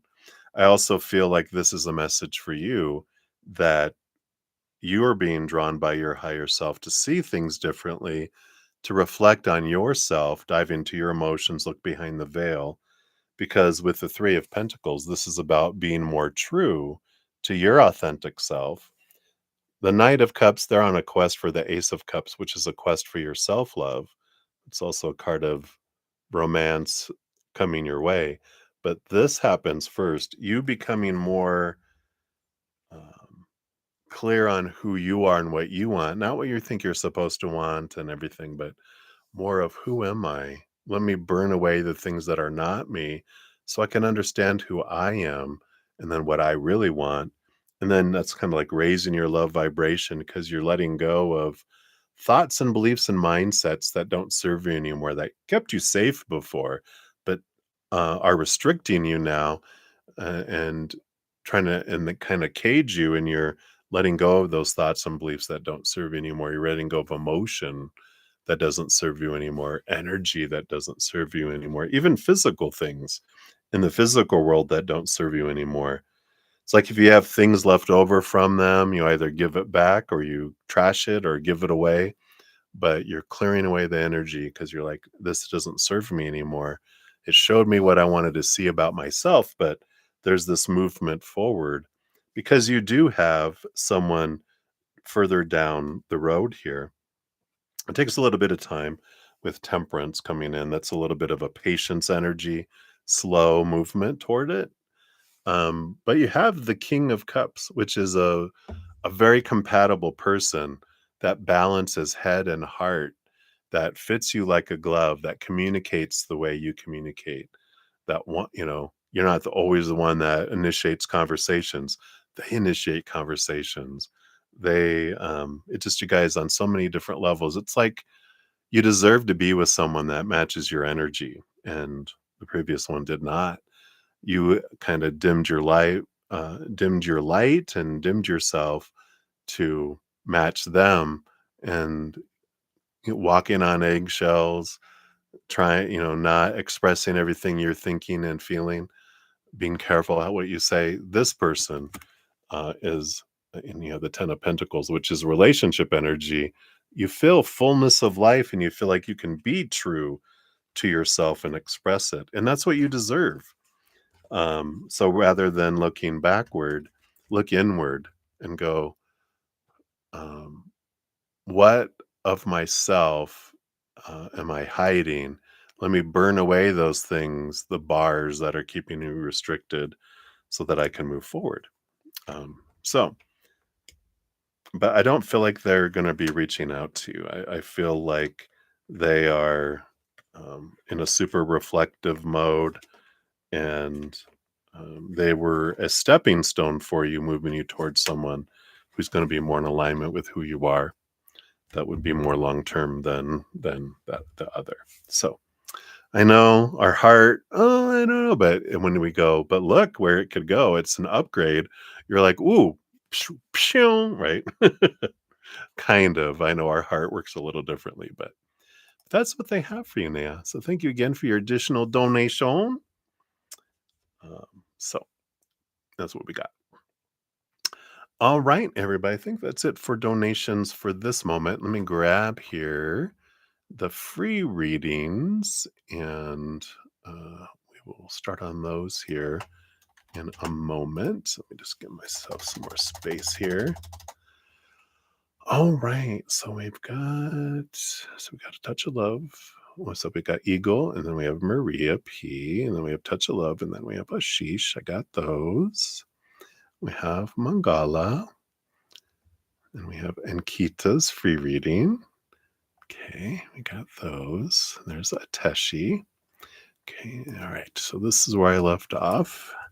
We've got Shanae. Shanae, put you there. Got Mika Khan.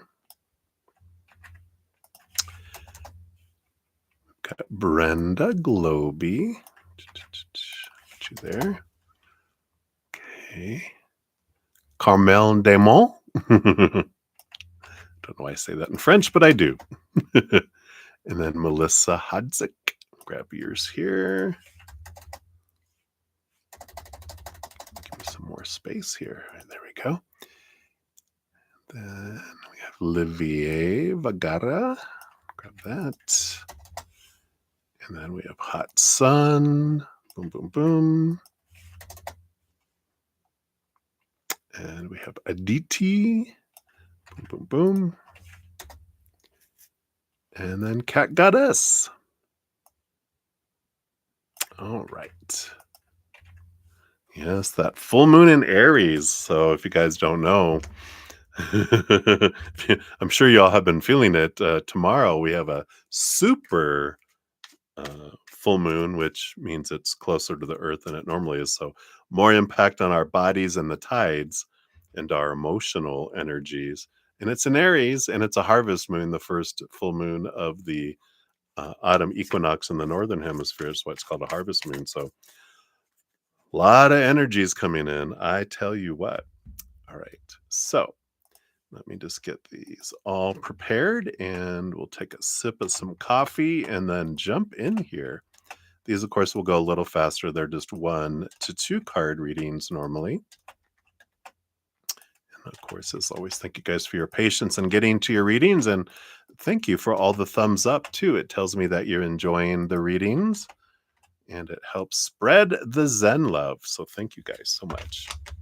All right. So cheers, everybody.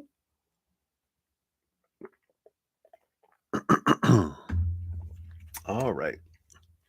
Got a little bit of a coffee mustache there. All right, let's shuffle it up.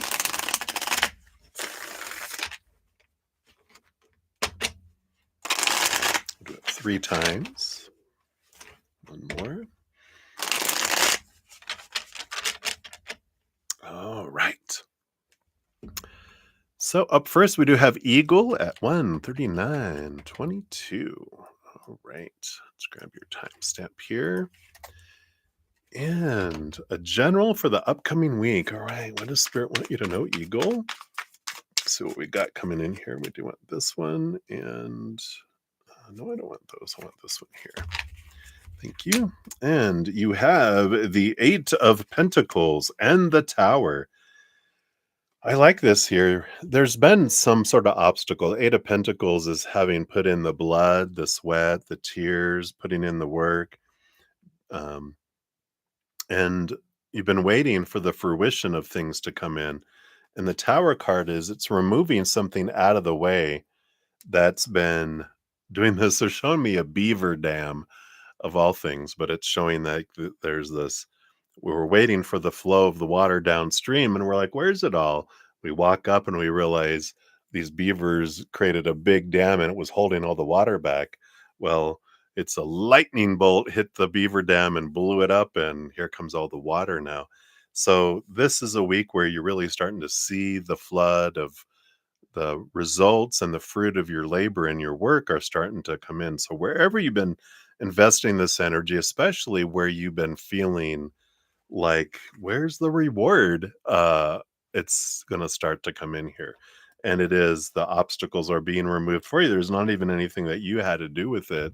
It's the universe going, yeah, this was the time that it was supposed to be held for this period of time.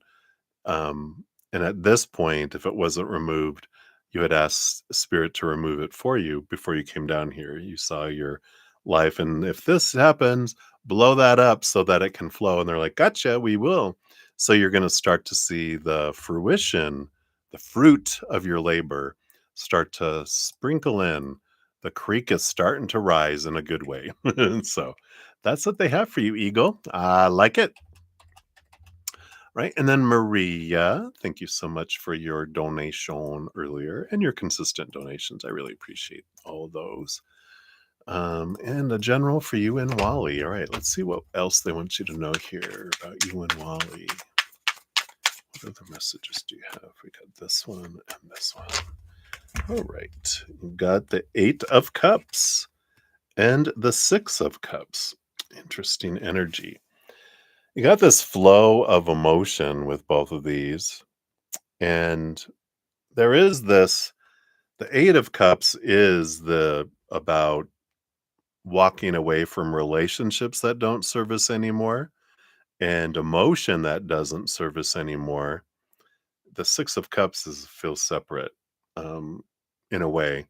Feel like there is past life connection energy that's here, but also, uh, there's a interesting energy with all this. So it's evaluating, right? What emotions have you pushed down from when you were younger that can be released? Can be fear of abandonment. It can be, all this emotion that we have, you know, from when we're younger. But we've got, there's a message of the Six of Cups. This is someone coming back from the past and walking away from relationships that don't serve anymore. So I feel like there is this choice, right? I'm either I need to walk away from this or I need to walk away from this. And um and that makes sense because we talked about treating others the way you would want to be. You wouldn't want someone continuing a relationship, like you wouldn't want Wally continue a relationship with you and pretending everything's fine and everything while they're communicating with someone else, and um, an ex or someone new, or someone from their past that came back into their life, that they're talking with them and doing all that, and kind of your heart is sharing some energy in those directions, right? It's like, no, you know what, I would want them to um not respond to it and cut it off and let me know, "Hey, I just wanna let you know so you don't hear this from someone else," when blackmailing or, someone that it would come about. You would want them to tell you to, like, "You know what? This old ex is they're, like, contacted me, and I told them I'm with someone, and please, I appreciate that you care still, but I'm not interested." And I told them that, but they're kind of acting weird. And if they happen to pop up and do whatever, just know that's what I wanted you to know what's going on, and da da da. Right? That's what we would want. So we would want to do that for others too, right? And I feel like that's what Spirit is saying here, because there was a card I got earlier. It's like what we judge others for or fear from others for, we can become, you know. And it's like if I fear people are going to cheat on me, am I mentally, emotionally, energetically, physically cheating on someone else. Um, because there's that mirror, right? And so it's a good energy just to be aware of. There's no judgment from spirit at all. Um, but since we asked them, they're like, well, this is something to consider and do with what you want with that. All right. So that's what they have for you, Maria. So many blessings to you. All right. And then Tacho Love, you are up. Let's grab your timestamp here.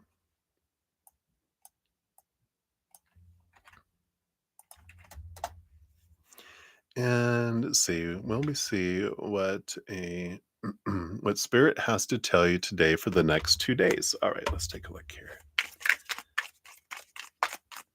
What does spirit have here for you for the next 2 days? Okay, day one, day two. Think someone's going for a ride upstairs. I could always tell when uh, my host, she has a black lab, and I can hear, she gets excited. She's either getting a treat, but it sounds more like I'm going for a ride energy. So maybe you're going for a ride, touch of love. So number day one, you have the world card. I like this. Day one is a significant ending of a cycle, the beginning of a new adventure. It's a victory kind of like I'm done with that cycle. I'm ready for something new, something full of possibilities, something, you know, next step, next stage kind of energy. Day two, you have the Three of Wands. Yeah. And there is changing direction and going a different direction. So I feel like day one, you are like, all right, I think I'm done with whatever this thing is. Now what's next? And I feel like you kind of contemplate it day one, and day two, you're like, all right, I know what I'm going to do. I'm going to go off in this direction because got clarity and on day one, the ending, new beginning energy, and day two is you determine the next little detour you take off, and you're going to go a different direction because you're like, all right, I've accomplished this enough. I don't want to continue to do this. I want to go off in this other direction. So hopefully that makes sense to you. That's what I feel is coming in right now. And to be okay with that, be okay with changing direction and going off in your own, a different path. All right. So that's what they have for you, my dear. Many blessings to you. All right. And then Sheesh, you are up. Let's grab your timestamp here. So Ashish, you're trying to make a better version of yourself. Am I on the right path?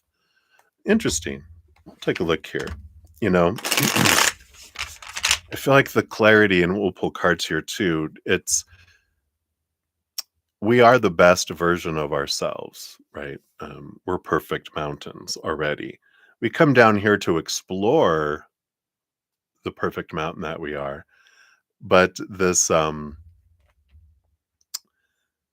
so we're always on the right path. We're always on this adventure, discovering who we are. So we're always on the perfect path because we came down here to experience, and we're always experiencing.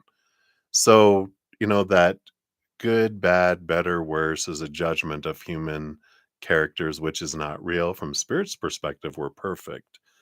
And there's no wrong or right, better or worse. There's no wrong path, no right path. There's just different paths with different choices and different outcomes and different experiences as well. So we've got this, energy of um, freedom. It's like being on a playground. Am I playing on the playground correctly? There's no wrong way to not to play on a playground from spirit's perspective, right? Because no one dies. It's like you can't kill anyone on the playground. We are eternal beings. We're just here exploring.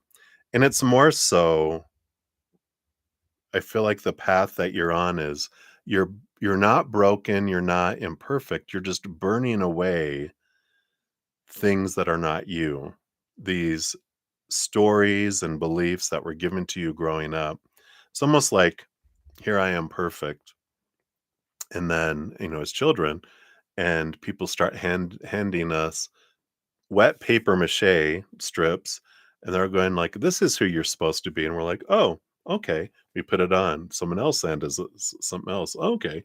We keep on putting all these strips on us till we look like a mummy or someone that had a bad skiing accident. All you can see is our eyes, and there's places for us to breathe and a little hole to sip. You can see our fingers and our toes, but everything else, we're like, and then we feel so constricted and restricted and like tight, and then we can't stand it anymore at some point in our life. We're like, I gotta break free, and we we break open one, and we start pulling off all this dried paper mache to become more aware of our true self and get rid of the stuff that's not us. I feel like that's the path that you're on. Um, and so I feel like they want to readjust the question a little bit to go, are you on the path that is most constructively removing this dried paper mache off of you? All right, that's what we're gonna ask. I know all of that to say that, but it's good understanding, right? Yeah, you have the 5 of cups and the ace of cups. Yeah. So you have the ace of cups. Here's you, the chalice, the holy grail. This is your self-love. The 5 of cups is d- realizing and the change of emotion, letting the emotions go that aren't you anymore, right? But the 5 of cups is that power of emotional choice, right? What we learn, one of the big things we learn on this path of humanity is that the world just is. It has no meaning until it gets in here. And then I put the story to what is happening. I choose the emotion I want to feel about what is happening. I put forth the energy on what that is, and then also the um, physical actions. I choose all of mine. People don't make me feel a certain way, don't make me do anything. I'm all making these choices. Now, growing up, you're given all of these opinions on what story should be to this, how you're supposed to feel with this, what actions you're supposed to take. What It's all opinion, though, and suggestions. It doesn't mean that you have to do it. And this is all about stepping into your power of emotional choice, because all of the outside world that you see is a projection of your inner love. And so what you see reflected back in here is showing you about you. So it's more about discovery. And you're on the perfect path of discovery, of realizing these things. And with the conflict of emotion that comes up, it shows us the contrast between the outside world, which is lower vibration and unstable, that points us back to the eternal, unconditional, stable love that we can find on the inside. So if you realize that you're already a perfect version of yourself, um, and the outside world continuously points us back to that instead of this paper mache creation that was formed over opinion over time. That's not us. That's what we've been told we're supposed to be, but that's not anywhere close to who we are, because we have this human character that's been developed over time that is not true to the actor behind the character, which is a powerful, supernatural, eternal spirit being made of unconditional love. We're on this adventure trying to find our self love, and we're told it's out here, but all that's out there is retail price, what we feel we're worth to the outside world, which is not an accurate price. We're priceless. We find that when we go inward and upward and we connect to that higher love of the Ace of Cups. So hopefully that makes sense, Ashish. That's what they have for you right now. I know I need to know if I'm in the right path. You're always on the right path. There's no wrong path. It's like I need to know, am I playing on the playground correctly? There's no wrong way to play. Go play. All right. So that's what they have for you. All right. Many blessings, my dear. All right. And then Mangala, you are up. Thank you so much. Let's grab your timestamp here. What are your husband's thoughts on you and your relationship? Do you see positive changes in the coming weeks? All right, let's take a look. Let's shuffle these up. Take another quick sip here.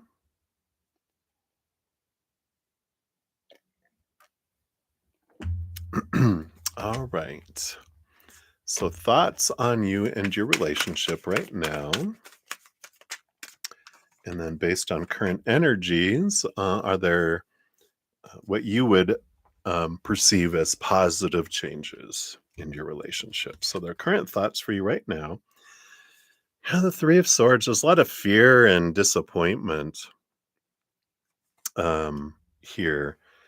And this doesn't, you know, have a reflection on you. And I know that's hard to see, but when we're growing up, we're given a long list of expectations on who we're supposed to be, how life is supposed to be, relationship wise, who they're supposed to be, what they're supposed to bring into the relationship, how the relationship is supposed to progress, and what it's supposed to bring me and who I'm supposed to be in the relationship. It's a lot of expectation. And the more we focus on expectations, the more disappointed we are because we don't focus on so much what is happening in a relationship that is, you know, on the list being completed. We're like, are they doing that? Yeah. Is the relationship bringing that? Yeah. Is it doing this? No. We end up focusing on what's not happening, the disappointment. And when we do that, we get more disappointment because we draw in that energy. Whatever we focus on is what we draw more in. That's why expectations and relationships suck the life out of them because all we're doing is focusing and nitpicking each other. What am I not doing in the relationship? What's the relationship not bringing? What are they not bringing? Not energy brings more not, right?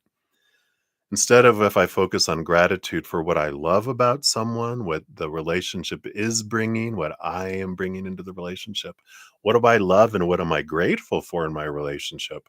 It grows and expands, and I get more of that instead of not having energy. I get more having. Like, what do I love that's in my relationship? And what do I love about them? What have I loved about them? What have I loved and I'm grateful for in the relationship? It's all that gratitude that changes our life, right? So, um, from your husband's standpoint, with the thoughts that they have here, this is that energy here of, they're focused in on this long list and they're in that expectations of what's not happening. What are you not bringing in? What is the relationship not bringing in? What am I not doing that I feel I'm supposed to do? So they're focused on that and they're on this downward spiral. And if we're doing the same thing, that's why the relationship is on a downward spiral instead of an upward through gratitude, right? And if I'm having gratitude and they're focusing on the not, it kind of keeps things at least steady, because you're pulling it up and they're pulling it down, or they're pulling it up and we're pulling it down, or we're both pulling it down, or we're both pulling it up. It depends on what's going on, right? So hopefully that makes sense. Based on current energies, what's happening here? We got the Seven of Swords. Yeah, not positive changes coming in the coming weeks here. But that doesn't mean it can't change. This with the realization of if I'm focusing on this, the Seven of Swords is it's lying, deceit, it's what of my own thoughts and beliefs are deceiving me. And that is part of the downward spiral, right? Because we have our own thoughts and beliefs and all these expectations that are sucking the life out of the relationship, right? And if that doesn't change, it'll just continue its downward spiral, right? Which can eventually lead to betrayal and lying and not being honest with one another, right? So, but you can change that energy in the relationship um, by not expecting them to change stuff, but go, you know what? I can't control them. I can't control their thoughts, their emotions, their actions, their energy. I can only control my own. So I'm going to start choosing different thoughts, different emotions, different energy, different physical actions. I'm going to focus on gratitude about what I love, do a gratitude journal, share with them what you love about them and what you appreciate about them, what you're grateful for about them, sincerely and honestly with examples. not just, "I think you're great. I'm so grateful for you." You're like, "Yeah, yay." That's what my mom would say. It's like, "You know what? I'm grateful. I'm grateful for you in that you always, you never give up on your friends. You never give up on people that you love." When your friend, they were trying to push you away because they're going through a bad time, you wouldn't let them. And I feel like you saved their life, and that's something I'm so grateful about you. If we say and share these things with each other, wow, that grows a relationship. It doesn't, you know, suck the life out of it. So hopefully that helps, Mangala. That's what they have for you right now. Hang in there. I know, right? All right. So, Ankita, you are up. Thank you so much for your donation earlier. This is for your free reading. Anyone, should I try giving any low level government exam other than your CA exam? There's no shoulds from Spirit's perspective. There's just different choices with different outcomes, different experiences. So they don't really have an opinion. They don't judge. So they just look at it all as adventure. But what they will tell us is the energy around something based on current energies, so we can make an educated choice about what we want. It's like asking them, "What kind of ice cream should I eat?" And they're like, "I don't know. What are you hungry for? What taste do you like?" Right? They're like, they know that. "Oh, we know that you like, a sweet taste. So how about try this rocky road? Here's a little taste. You want some of this, some of that? What sounds good to you?" And if they give you the energies and you're like, "Oh, I really like that one. I want 3 scoops of that." Like, there you go. And if you like try 2 and you're like, "Ugh," they're like, "Well, here, try a third one." They will give you the energy so that you could choose something that you like, not thinking that there's a right or wrong. There's just different. You get to go on your adventures, right? So let's take a look here. If you choose another low level government exam, what kind of energies would you experience? And if you don't, if you just stick with the CA exam, what kind of energies come with that? All right. So choosing other exams as well, you have the magician. That's pretty much an up to you. You have everything you need inside of you. So it can't hurt. It's an energy of creation, of action, of having more tools and having more opportunities. But it's, what are your intentions? Because the magician card is, I'm going to take action, but understanding what it is that what I want to take action on is the important thing, right? If you just stick with your CA exam, you still have the Queen of Wands. You still make progress. You still make movement. The Queen of Wands is, both of this is magic energy, right? The magician holds a magic wand. The Queen of Wands holds a magic wand. The Queen of Wands is, get out of my way. She puts her mind to something, she accomplishes it. So it's not going to impact your fate if you do or don't. They're like, it's really up to you. It's not going to change anything huge if you do or don't do it. Um, you can still accomplish and move forward, towards your dreams. It doesn't feel like, both of them feel magical, is what I have to say. So you can be like, yeah, you know what? Follow your gut, follow your instinct. Queen of Wands for the CA exam, she's very connected to the higher realms. She's very connected to um, spirit. And so if she's like, well, should I or shouldn't I? They're like, should I go left or should I go right? What's in matches up to the energy of what I'm wanting to achieve. And we can ask them, can you bring clarity for me to make it a no brainer? And they'll bring you information that they know will help you decide for you. Um, and I feel like they will show that to you here. Um, but yeah, it just feels like this energy. I keep on checking in, going, is one weighted heavier than the other? And they're like, really, they're just different. The magician energy is very divine masculine. The um, Queen of Wands is divine feminine, connected with spirit, following gut, following instinct energy. Magician card is more action, action. Just I want movement. I want to try stuff. Let's go. Not really, but it's like determining what is it that I want to accomplish and are these things necessary kind of energy. So hopefully that makes sense. And Kita, that's what they have for you, my dear. So many blessings to you. All right. So, hey, Jazz, welcome in Moonlight. Hello, guys. Good to see you. Welcome, welcome.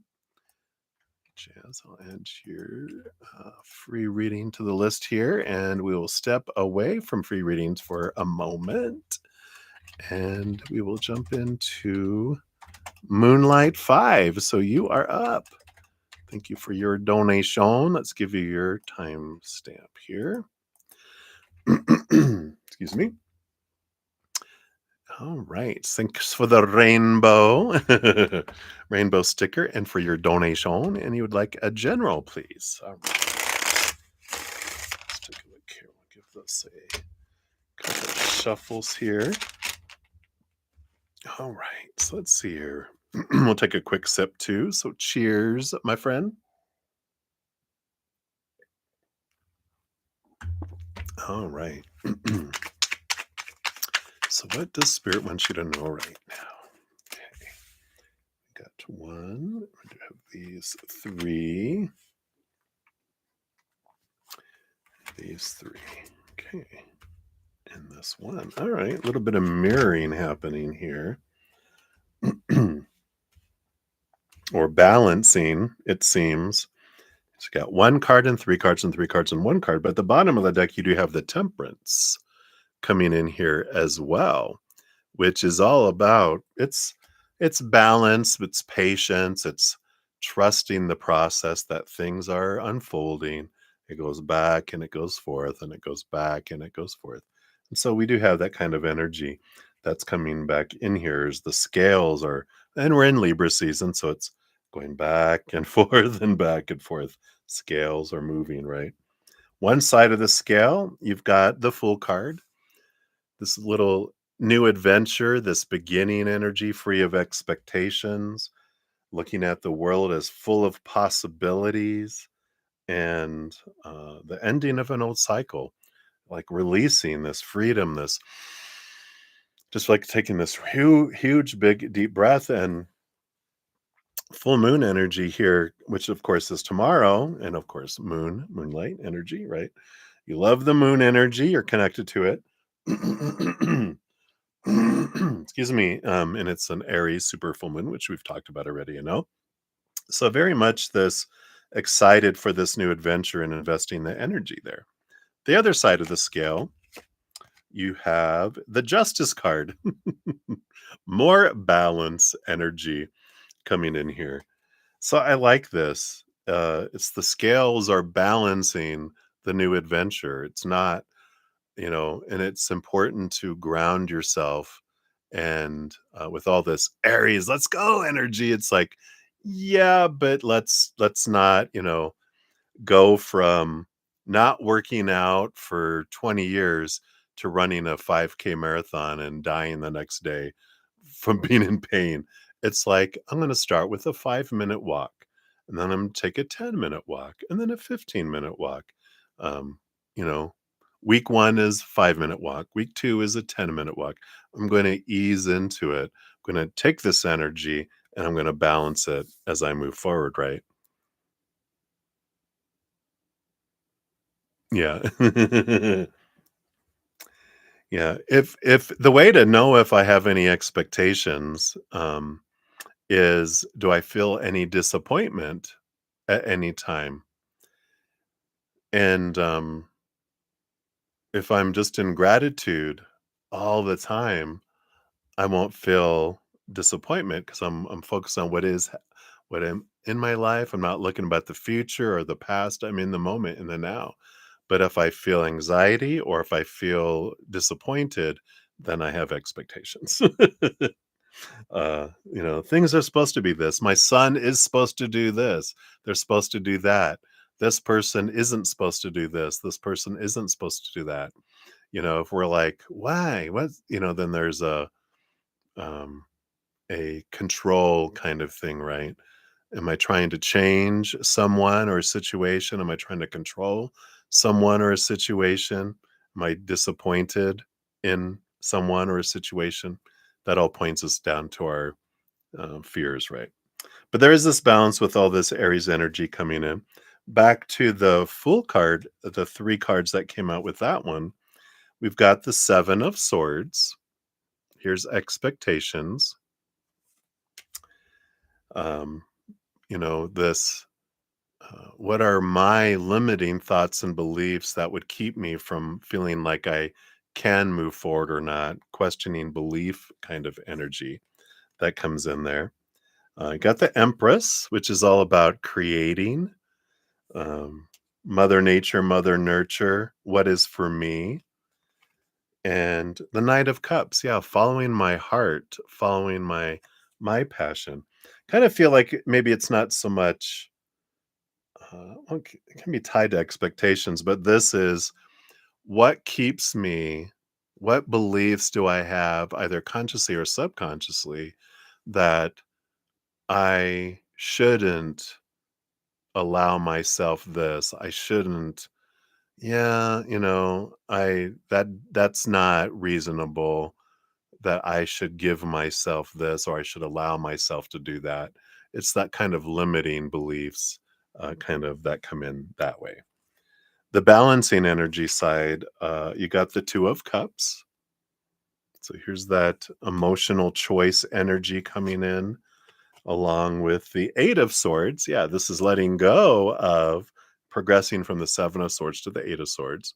Is letting go of those thoughts and beliefs that don't serve him anymore. Anything that has made me feel blinded and bound and trapped and restricted and small and powerless, like, you know, those, why do I feel this? It's some sort of subconscious belief that's in here. Yeah, and the Page of Cups, choosing happiness.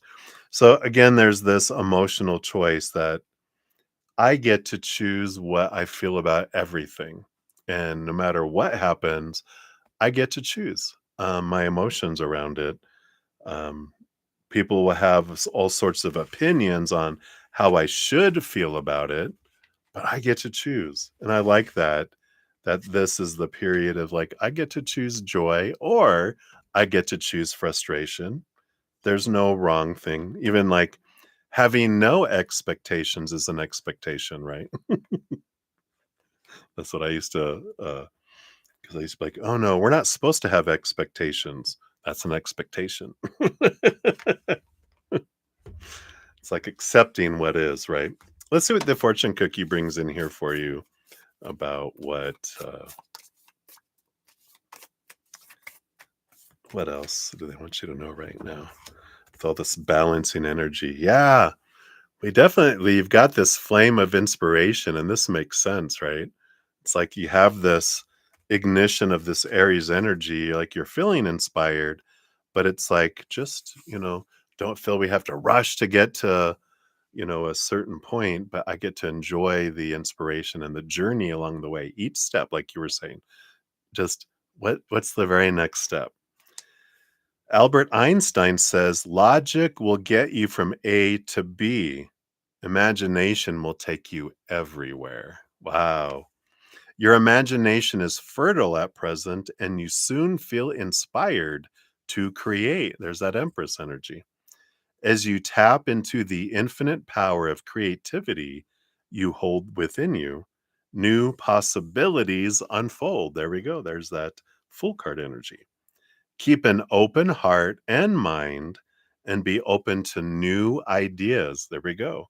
That 7 of swords is limiting ideas. The 8 of swords is open mind and new ideas. Think outside the square or the box, but don't take things too seriously. Make this a time of fun and exploration. Be in touch with your inner child, the true artist within you. An idea will come to you that will lead to an abundant and fulfilling future. Try to relax over the coming days. The more you relax, the easier it will be. Spend some time in nature and feel her fertile and healing energies. This can be a time of exploration and romance, an enchanted and magical time. Your affirmations: I hold infinite creative power. I am inspired by life. I keep an open mind and heart. I am open to new ideas. I am in touch with my inner artist. I love that. This creative energy, letting that inner child out. So I love that for you, Moonlight. Thank you again for your donation and enjoy your adventure that's coming up here. All right. Fits your plans. Boom, boom. Confirmation you are in alignment with your energies. So I love that. All right. So many blessings, my dear, my dear. All right. Hello, Anna. Hello, hello. And I think that's all that came in. Okay. Yeah, absolutely. So, Anna, let's grab your, I'll add you to the list here, the free reading as we're going down here. Ooh, do you hear my stomach growling? Sorry. Wow. Rah, rah, rah, rah, rah, rah, rah. Rah, rah, rah, rah, rah. All right. Let me grab the rest of your question there. All right. Very good. Take a quick sip here and we'll get back into the free readings here.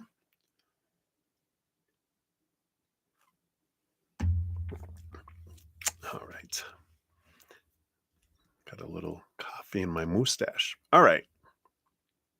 So where are we at? Here we are up here. So we are returning back. So Ateshi Singh, you are up. Let's grab your timestamp here. Boom, boom. Anyone know, do SSP and you still have an energetic connection? You suddenly started thinking about him randomly. All right, let's take a look here. Do you still have an energetic connection? And what is this about? Thinking about them suddenly. So do you guys have, the 10 of Pentacles energy here, which that's not really energy. The 10 of Pentacles is it's a physical outside energy. And I feel here that it was you, that this was you, that you thought it was random, but it feels like there's something that your human picked up in the outside world that triggered something to have you think about them. And then you reached out energetically to them because your energy will do that. So I feel like with this 10 of Pentacles, there's something that reminded you because it's relationship energy, but it's outside world energy and it's physical world energy. And so it's not like if I got a wands card, it would have been energetic connection. But this is something in the physical world triggered something that then had you reach out energetically. And that's why um, you started connecting with them. But your energy did that. Um, yeah, the suddenness here. Yeah, you got the 5 of wands, which is the an activation of energy that you began. So it's not that you guys have this energetic connection, but you can connect with anybody at any time just by thinking about them. And that's what happened. Um, that's funny. They're saying like Siri or Alexa, um,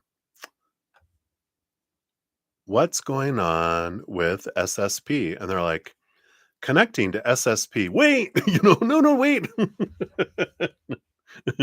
It's like, oh no, don't call them. Don't call them. I just wanted to know what's going on with them. And so there's something that triggered it, but I don't feel like there's like this um open communication. It's you have to reach out to it. It's like you're not always having your phone connected to their phone where you can always just like talking to them.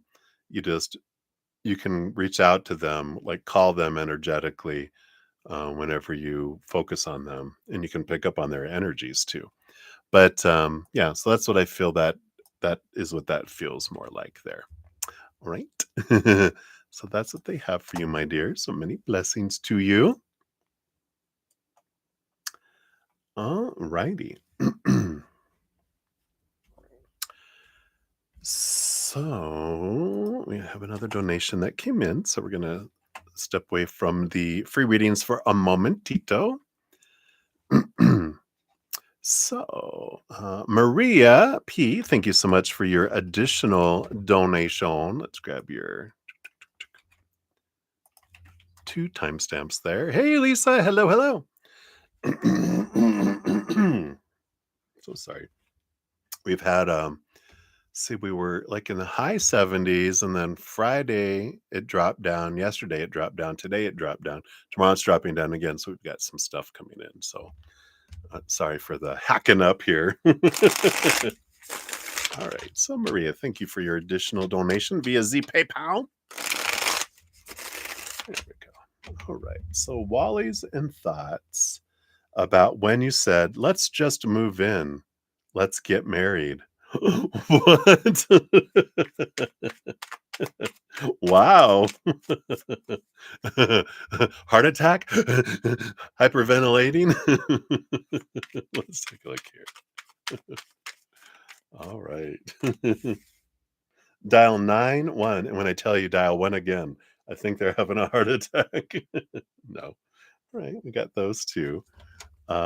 His thoughts when you send him pics of your kids with his gift. Okay. There we go. Yeah, that's those. And then what are Jeff's thoughts of you today? Okay, that's different energy. So let's I'm gonna change the energy as we're changing into Jeff's energy here. So what are Jeff's thoughts of you today? Thank you. And that there. Will you talk this week? And what would he like? What would he like to tell you? I've got that. Oh, this one too. Okay.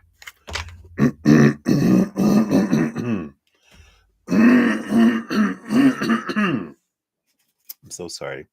Hacky sack. I'm going to throw a cough drop in here. That should help a little more here too. Maybe if I drink some lemon water instead of coffee, that might be good. That helps clear out the mucus, right? All right. So let's take a look here. What when you said let's just move in and get married? What were Wally's thoughts? The devil, she appeared, and the moon energy. Yeah. So we had fears come in. But the moon card is also cycles and emotional energy. So, and there's the mind and the heart. That definitely the mind went one place, the heart went another. And of course, the heart was like, um, yes. Sorry if guys can hear that plane flying over. My God, sound like it was like above the roof. Um, it's a very emotional. It brought up a lot of emotion, but it's more like the cycles. Like their heart is like, yeah, I could see that happening eventually. Their heart is on board. The mind with the devil card, that's all about the Capricorn thinking energy of, well, there's certain ways this is supposed to work, and there's all this, and they got long held thoughts and beliefs and mindsets. So their mind went into a restrictive place, but their heart was like, wow, expanding and seeing the cycles. And you know, that's the thing. The heart is like all in. Yes. The mind is like, wait a minute. um, so kind of the inner conflict that it brings in there. Again, the expectations supposed to be, should be, need to be of the devil card, the caging of the heart of like, well, these things have to happen first. And there's all this stuff, right? So there is that you know, I could feel them going, "You've given me a lot to think about," kind of response, because it feels like they clamp down their heart to go, I gotta go about this in a specific way, if that makes sense. Um, his thoughts when you sent him pics of your kids with the gifts he gave him there. the Three of Pentacles, all that creativity, energy. Um, I like that, being true to the authentic self. The Ace of Wands, inspiration. I like that. They feel like they're inspiring creativity, and helping your children be true to their authentic selves and express themselves.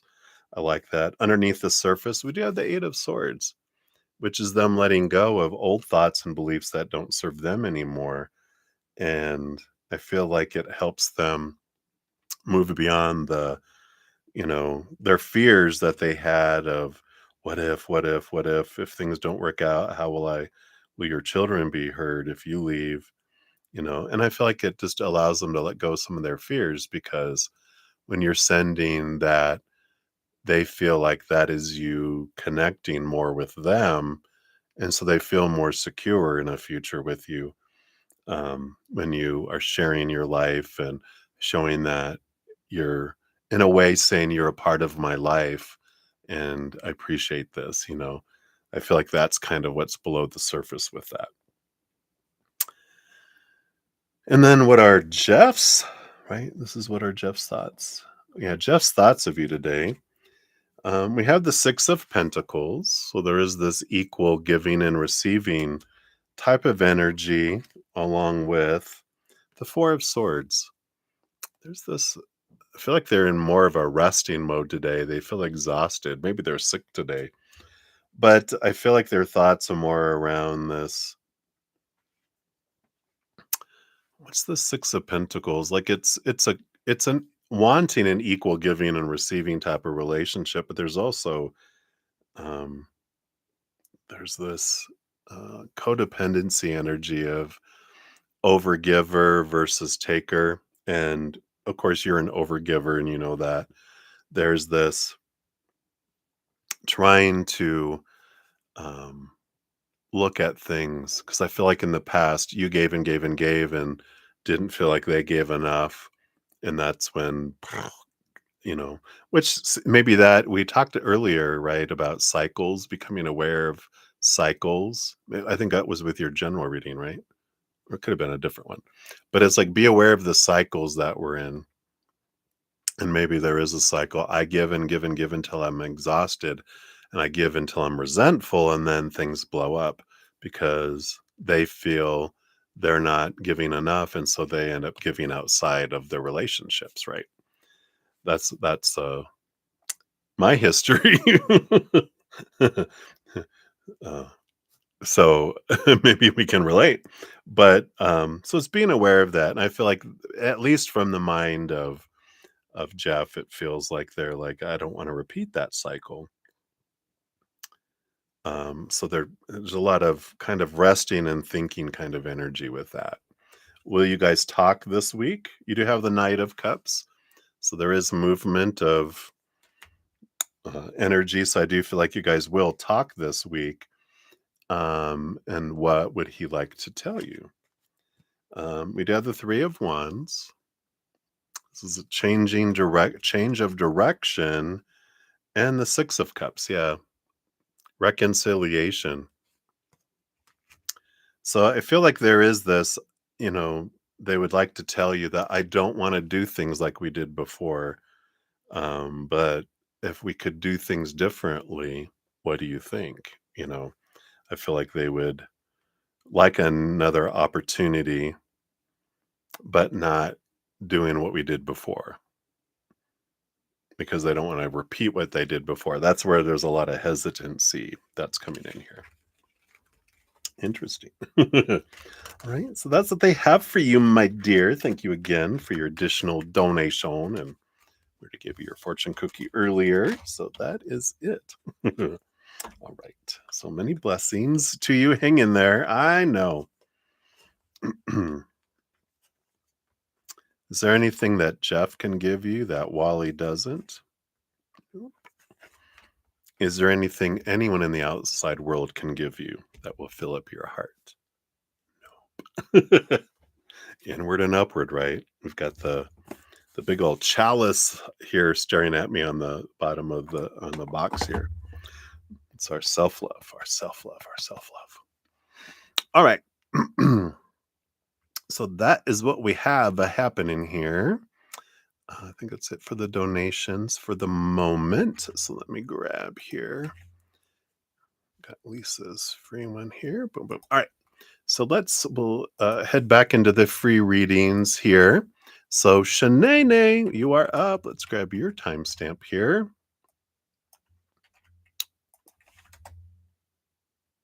Yep. Oh, I added a little period there. Okay, it's okay. Will you have a financial breakdown soon? Did you mean breakthrough? We don't want to have a financial breakdown. It's like an emotional breakdown, right? A financial breakthrough. I feel is what Spirit is saying you were wanting. I love it. Autocorrect. I know. Trust me. I know. All right. So, based on current energies, will you have a financial breakthrough soon? Okay, thank you.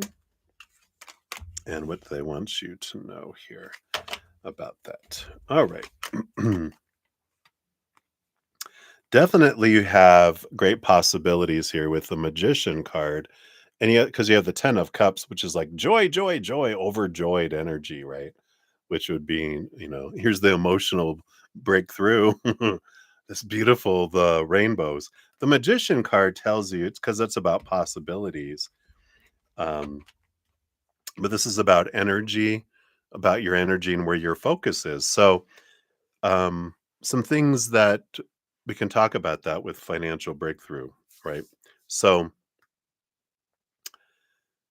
one is if I have a belief I'm in a financial block, the more I put energy into the belief that I have a financial block, I get more of a financial block because I'm feeding it.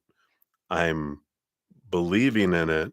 I'm growing it with my energy, right? Because whatever we focus on is what we expand. The other thing with that is if I focus in on, um, let's say let's just do the positive, right?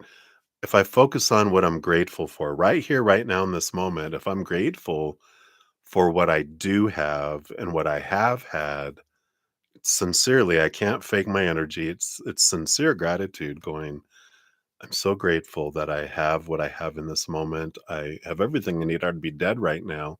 So grateful for all these things that I've had in my life too. Then that energy puts us in this attraction mode for more abundance.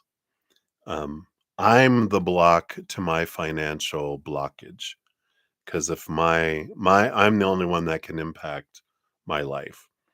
And if I believe I'm having this, then that happens. The other side of that, gratitude attracts, lack energy or fear energy repels. Or fear energy, I fear something's going to come into my life, it attracts that. What I'm fearing will come into my life. When we're talking about financial um, breakthroughs and financial things, if I'm like, I feel like I need more, I want more, that means I'm not grateful for what I have in this moment. Because if I feel I have everything I need in this moment, I'm grateful for it. I don't have need and want, I have gratitude.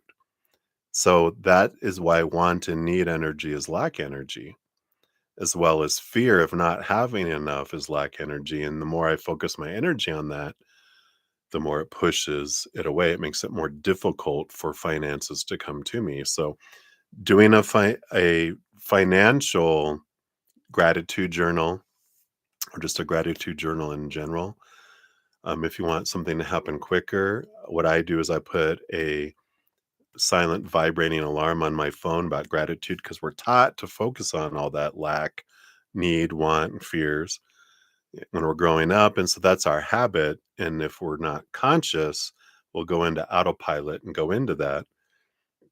Excuse me, hiccup. So, um, because that's on my habit, if I have things trying to get my attention to bring me back to gratitude, sticky notes everywhere, but also silent vibrating alarm every waking hour. Gratitude, gratitude, gratitude. That will bring in change, and that brings in things. So that's in your hands, because we are our only block. And if we believe, well, other people can do stuff, well, we're empowering that. But if we're like, no, Creator, you're the one that brings me what I need in each moment, and I'm grateful for you. Thank you for bringing all this in. Thank you for what I have, what you have brought in. Then that empowers the Creator to bring it to us instead of us going like a little baby. They're trying to feed us, and we're like, no, and they're like, eat your, your carrots. No, and then we're like, why am I so hungry? Well, because we're resisting that through our energy. So hopefully that makes sense. But that's what they have for you, Shanae. So many blessings to you, my dear. All right. Mika Khan, you are up. Anyone? Oops. Did I do Shanae? Yeah. Okay. I'm like, I think I forgot to put hers, but I did. There we go. So, how to remove that jinn from my body? When will he go? I can't sleep. Okay. Drink lots of water, and then the gin will flow out of you. That's not the gin you're drinking. You're talking about a gin. You know, um, okay, we'll pull cards for this here, but I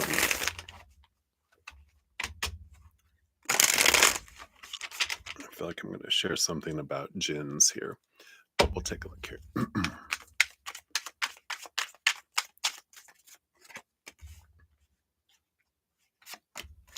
All right. I feel like if you get a wand's energy, that would be here. Okay, well, I see. So before we talk about these cards here, there's so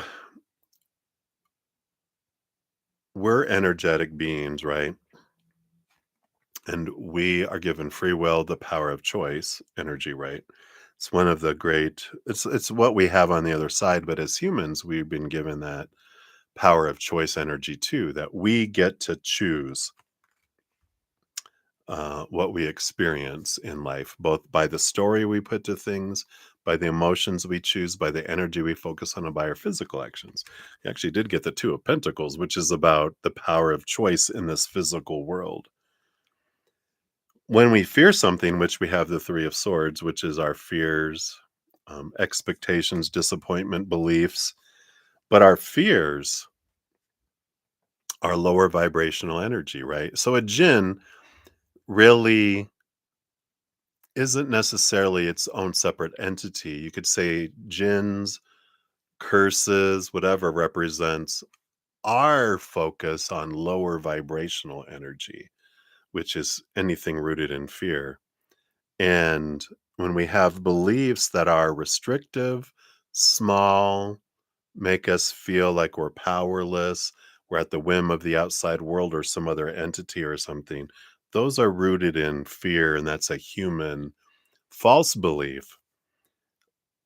And I know that's if we believed in curses and jinns and different things all our life, because that's what we're taught, um, a lot of those things are taught to keep us powerless.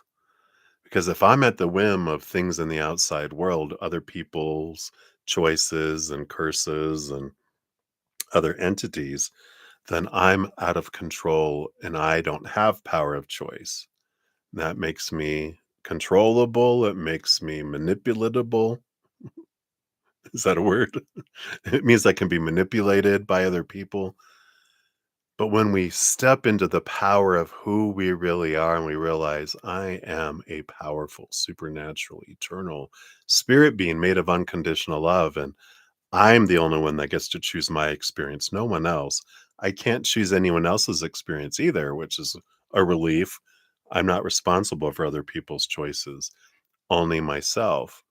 Then I get to uh, release all the fears, realizing there's nothing that can impact me that I don't want to impact me. But if you've been given all these thoughts all your life, these beliefs, it's just a matter of replacing these beliefs with higher truth, capital T truth, the real truth, not false truth of humanity about how unempowered we are, and again how restrictive and all that. Because if I tell you I'm putting a curse on you and you're going to get sick, if you believe it and you're going, oh my god, I'm going to get sick, I'm going to get sick, I'm going to get sick, it's your belief that you're going to get sick that brings in sickness, not my power over you. um, so that's the kind of energy that can come in with that, and understanding that, right? So when you realize that you're the one in control, and that with your energy, you can start off with this so you can sleep, to go, I am a powerful supernatural being and I'm expanding this amazing power of who I am. I'm creating this hedge of love and power, and anything that is not of light has to leave. Anything that's not of unconditional love needs to get outside of this bubble, and I am safe. And anything that does not want to raise its vibration to higher vibration needs to get away from you. And you are that powerful. Nothing can be in that bubble of space that you create, and you can make it as big as you want it to be. Nothing can impact you. And then you can rest in that, knowing that you are surrounded by a great host of beings of unconditional love and light that are divinely guiding you and divinely protecting you. And you can just rest in that. So hopefully that helps, Mika. And that's what they have for you right now. So hopefully you can sleep well. All right. Much love to you, my friend. All right. So hello, Amber. Hello, hello. Good to see you. I'll add you to the list here. Welcome. All right. So up next, we do have Brenda Globy. Hello, hello. Let's grab your timestamp here.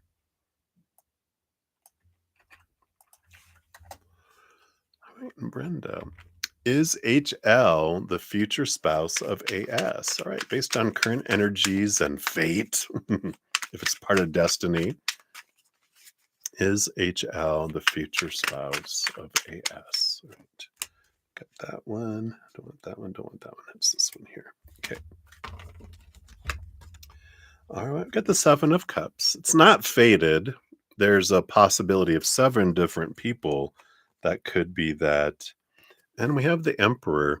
So that's really up to both of them in this case. But the Seven of Cups, the energy I'm getting is there a possibility of being a future spouse. But when I get this kind of energy, there's 7, it's like in their map of their life, there's 7 different people they could end up with depending on their life choices. So at the beginning, before it's like they're in the heavens, before they come down as their soul, they're like, okay, so any of these can be my spouse. Okay. Because they're not, some lifetimes, it's like choosing a vacation. Some lifetimes we choose everything. This is exactly who I'm going to be with, and this and that. And then so we have a fated relationship that sooner or later we're going to bump into this one person, and that's going to be our life partner for a certain amount of time, or until death or whatever, right? Some lifetimes we're like, when I get there, I'm going to choose by possibility where I'm going to end up.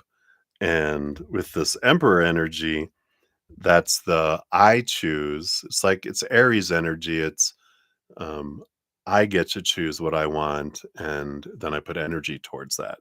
And whatever I put energy towards is what I draw toward me.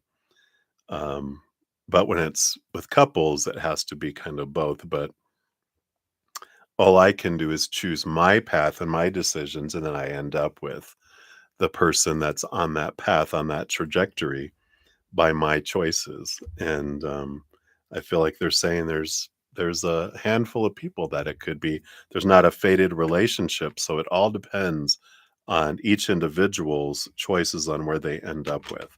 But it's not a fated relationship, so it is a possibility. And I like this, that I get to choose what direction I'm headed. And if I'm is my energy matching up with that, then I'm going to focus in on that and I'm going to zero in on them. If I'm like, then I'm not going to end up with them. I'll end up with someone else. So whoever matches my energy is what I'm going to be drawing in. I know. We wish it was like a yes or a no, but that's not what's coming in today, Brenda. But that's what they have. So hopefully that makes sense. Many blessings to you.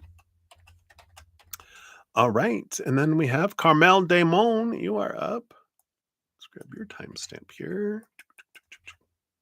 There we go.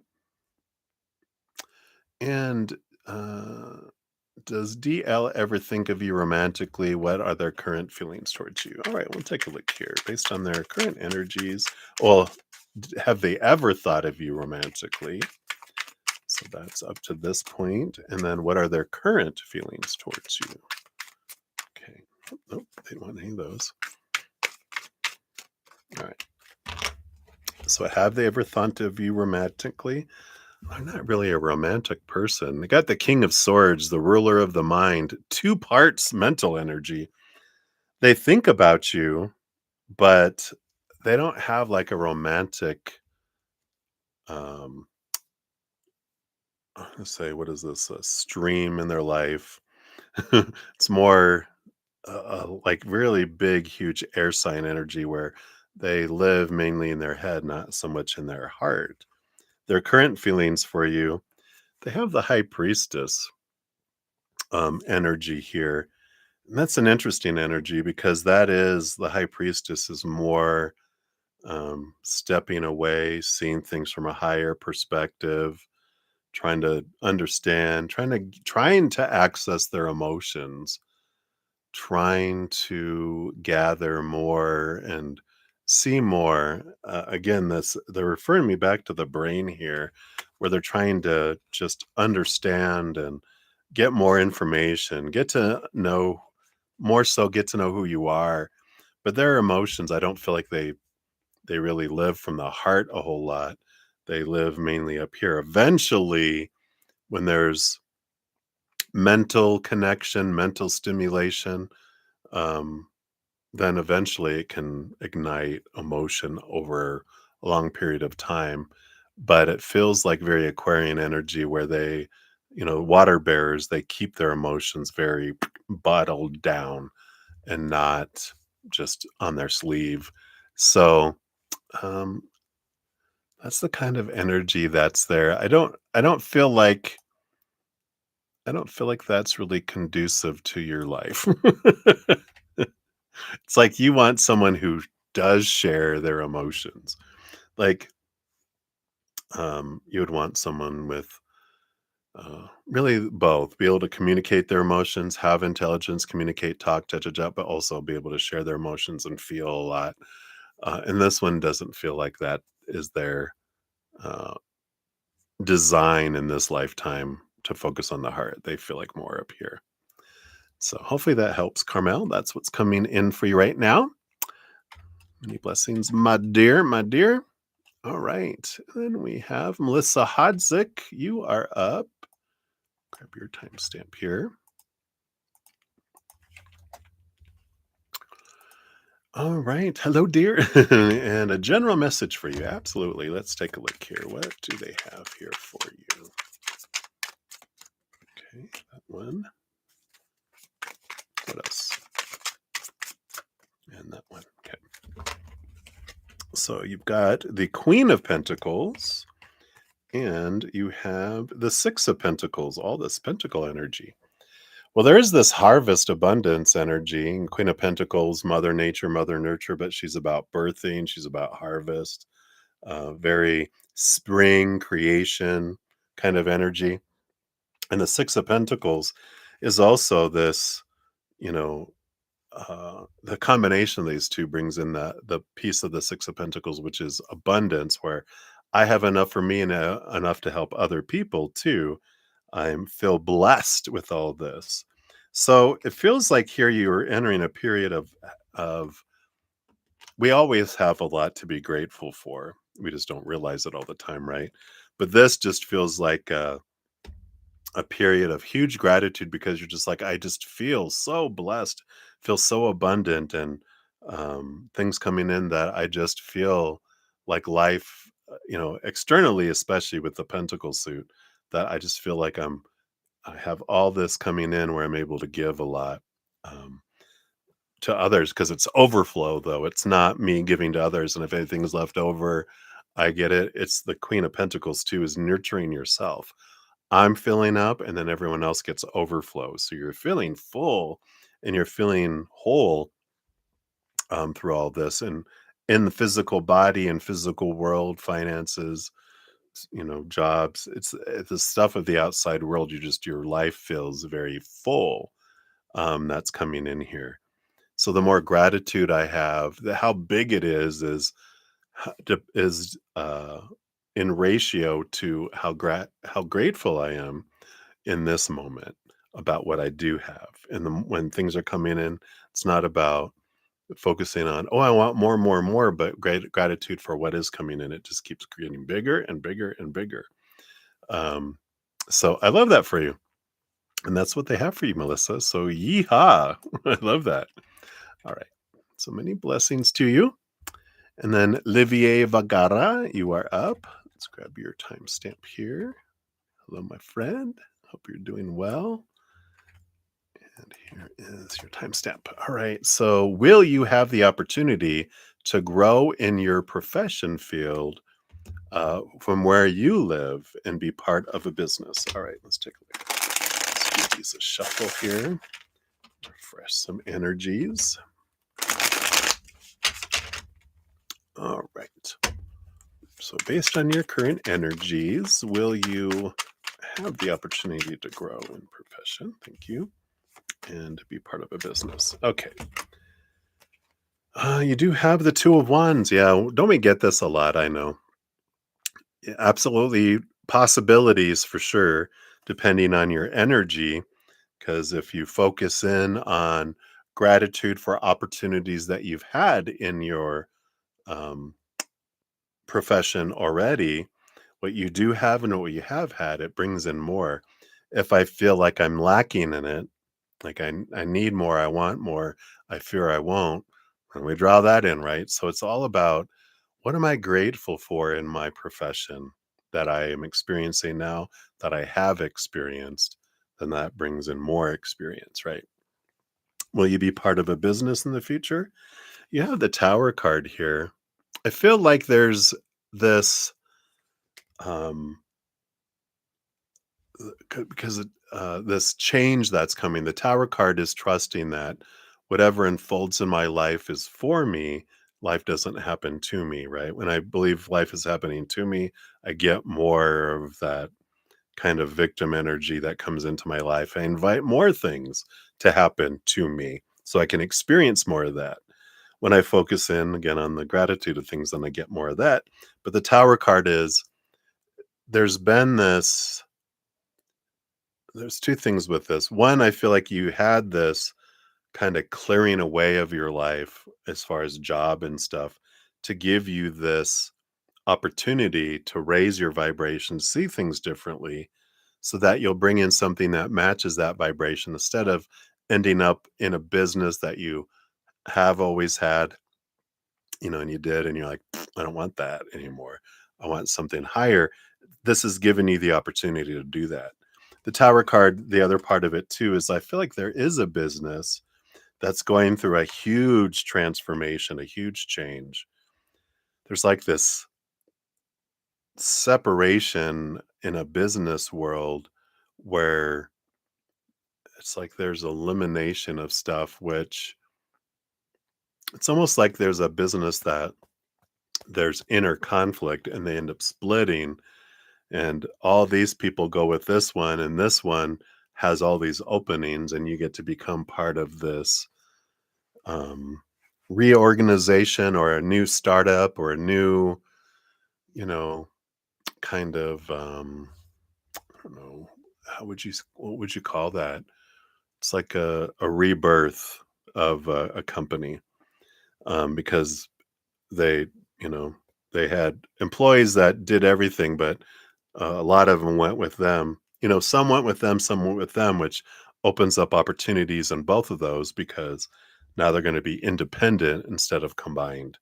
So instead of a merger, it's an unmerger, if that makes sense. But that's what I feel is coming in here for you.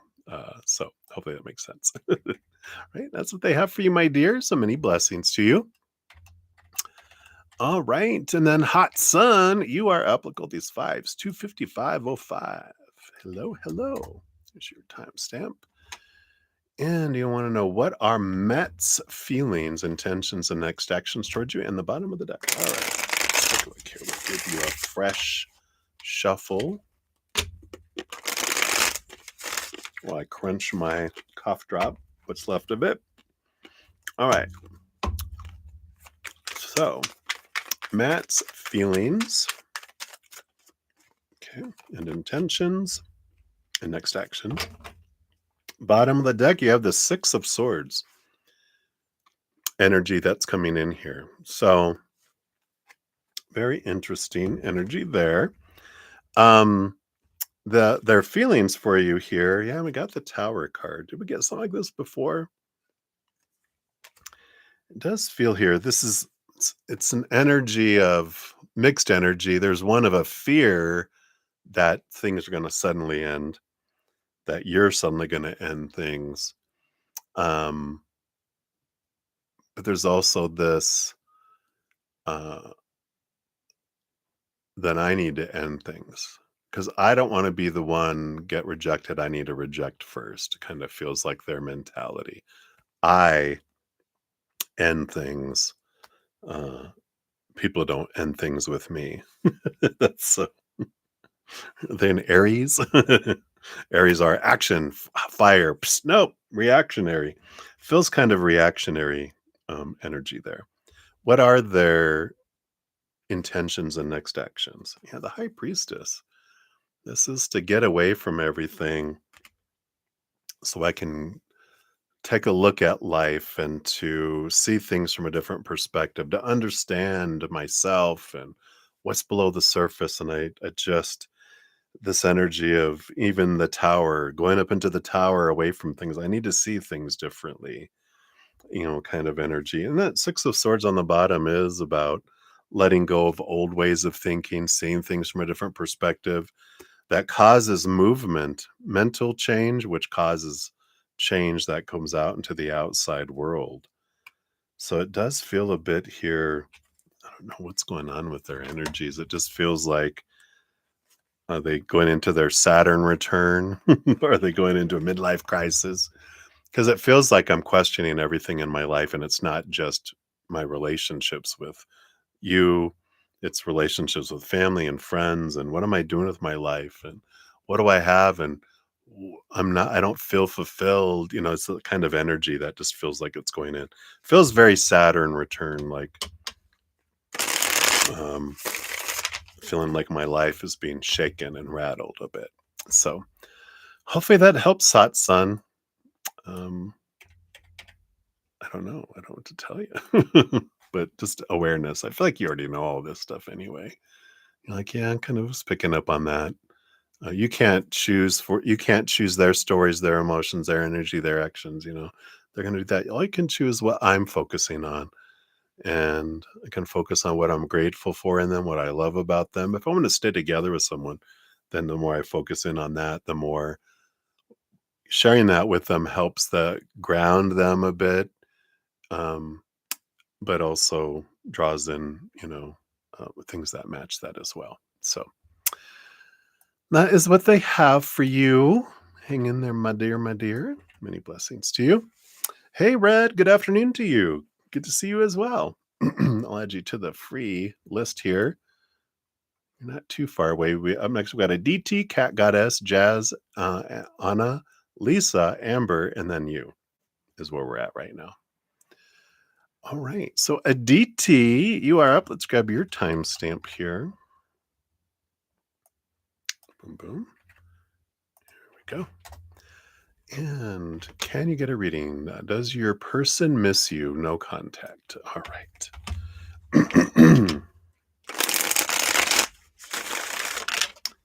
So what we got here. So thank you. Does your person miss you?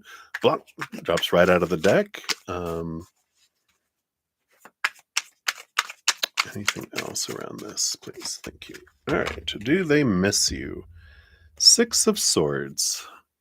It's an interesting energy. I kind of felt like they're not someone who looks back, and this person really, they're not looking back. They're leaving here, and they're not looking backwards, right?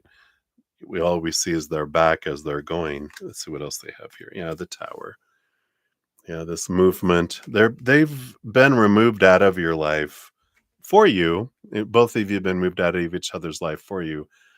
One, to help you understand more about yourself, and so that you can, move into something with someone that more aligns with your individual energies. It's like you had changes, and your energy. I don't feel like your energy is ever really matched. I feel like um you guys, maybe more so, you tried to change your energy to match theirs, but you deserve to be with someone who matches your energy without you shrinking or, you know, limiting yourself. And this is good energy, for it. They're not someone who normally misses people with the Six of Swords. They just move on to the next thing, the next thing, the next thing. And I don't feel like they do a lot of self reflection energy with this. It is like a grass fire that burns forward. It doesn't have anything else to consume. It doesn't go backwards. It just keeps moving forward to the next field to burn, the next field that burns. That doesn't have fuel to go back to it, and so they don't look backwards. It's not personal. It's not you. This is how they're built right now in their life. Um, and I feel like the Tower is saying they were removed out of your life on purpose, for purpose, to make that space for something that aligns with where your higher self wants to go, and clearing a pathway for you to move forward and for you not to go backward either, is where I feel with all this. So hopefully that helps a little bit to DT, knowing that there is someone that matches your energy out there. And that's why, this removal, to make space so that someone can sit at your table that matches you, instead of, you feeling like you have to, you know, uh, shrink and dim your light kind of energy. So that's what they have for you, my dear, my dear. So many blessings to you. And then we have Cat Goddess coming in here. So, Cat Goddess, here's your timestamp. Hey, Patty. Oh, cool. I'll be with you in just a sec. Thank you so much. So, Cat Goddess, what can you potentially expect for this? Oh, this full moon in Aries, right? Boom, boom, boom. Let's take a look here.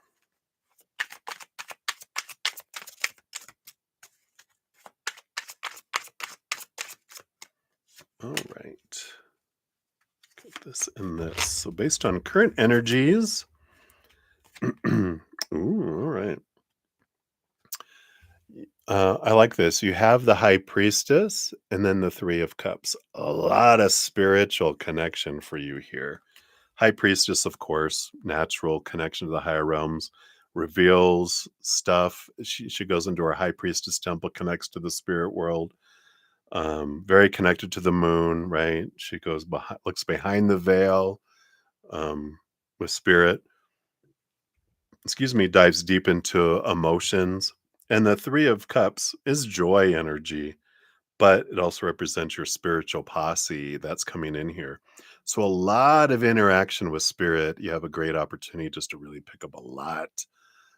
Communicating to ancestors and loved ones on the other side. That veil is really thin for you, and they're really, lining up to interact, give you signs and synchronicities. But I feel like this moon for you is hugely spiritual, hugely energetic. Of course, Aries is energy, but it really amplifies your connection to the spirit world in a big way.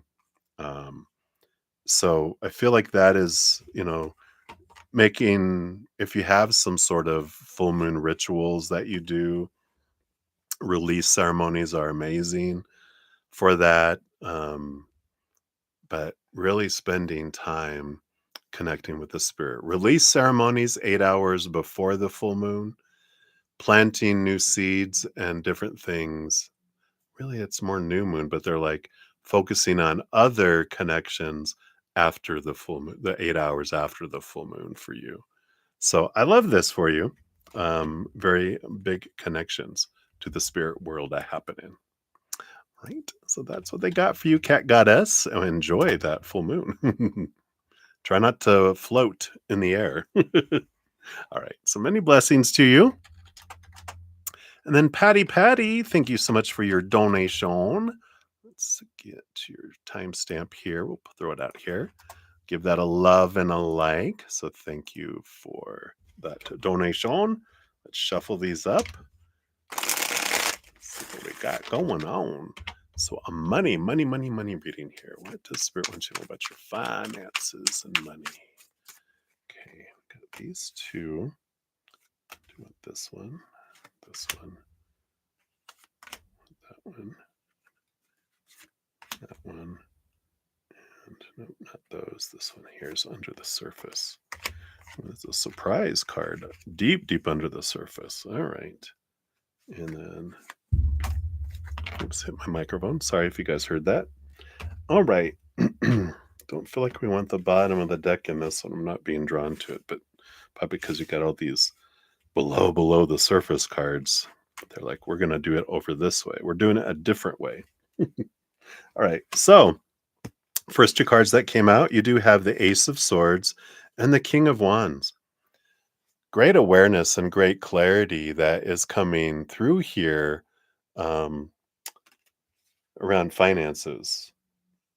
So new information, new guidance, and clarity around finances is coming in. King of Wands is, it's like me choosing what I want and realizing, and I think this is part of the clarity that's coming in, is that I'm not at the whim of the outside world. My finances don't come from the outside world. They come from Creator. They come from the universe. They bring me my sustenance in each moment, not the outside world. And the King of Wands is going, I'm getting rid of I'm getting out of my head, and I'm putting everyone's opinions and all that suggestions in a box as everyone clears the throne room. And now I'm going to decide, what do I want? Not what I feel I'm supposed to need or whatever, blah, blah, blah, but what do I want and why? Why do I want this amount of finances or this type of thing? And then I put a plan together and I put action behind it and I focus my energy on it and it goes that direction. But it's the stepping into my power, not what I think everyone else is supposed to do.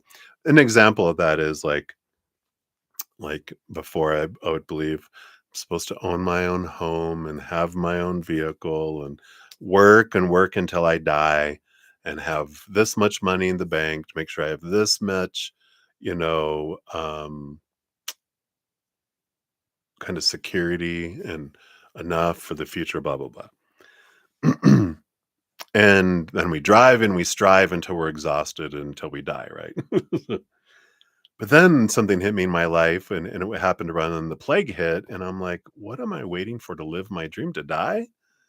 And then I'm like, I'm selling my condo. I'm selling my truck. I'm going to simplify. I'm going to get rid of all the stuff that I think I'm supposed to need. And I'm going to go pursue a spiritual path. And I'm going to go live with a friend. And then I end up living here, you know, in one of my best friend's basement. And she just, out of the blue, because I stopped restricting myself with my beliefs that this is how it's supposed to be, to going, Creator, whatever, let's go experience this adventure of life.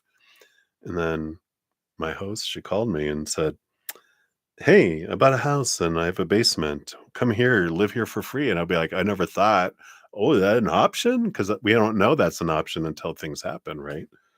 When we allow the Creator to guide us, it opens up. So I feel like you're going through this transformation of, what are my finances supposed to be? That's an opinion. What do I want out of life and what do I believe? And kind of cutting away a lot of those beliefs, which leads you to the Five of Swords. Yeah, the battle between the head and the heart. The head saying one thing and the heart taking you another direction. And underneath that, you do have the Judgment, which again, this is your higher self having you look at things from a different perspective. from a higher perspective, not from the man's opinion perspective, which brings you towards temperance, balance, allowing things to unfold, allowing the gold to come in, and the Six of Cups too. There's this um, flow energy that comes in here, but it's the back and forth. It starts off, here's a base metal, we add magic to it. And then we just trust that as it's going back and forth, things are flowing in perfect timing. And at the right moment, it turns to gold. There is the Six of Cups, which brings back some old beliefs. So there can be some limiting beliefs that are below the surface, which is like, beliefs in subconscious beliefs that I don't deserve certain things. One of the ones I talk about here, there's a great book if you ever have a chance. It's Tapping into Wealth by Margaret Lynch. If I have mentioned that before, I apologize. But it's, how we can do tapping energies that help us connect to our inner child. Well, during that process, when I read her book, going through those, it's more than just wealth, tap into wealth. It's helping us understand what is below there that we're not aware of that's holding us back. And there was a memory of me when I must have been like 4 or 5 years old because we were going for an Easter egg hunt.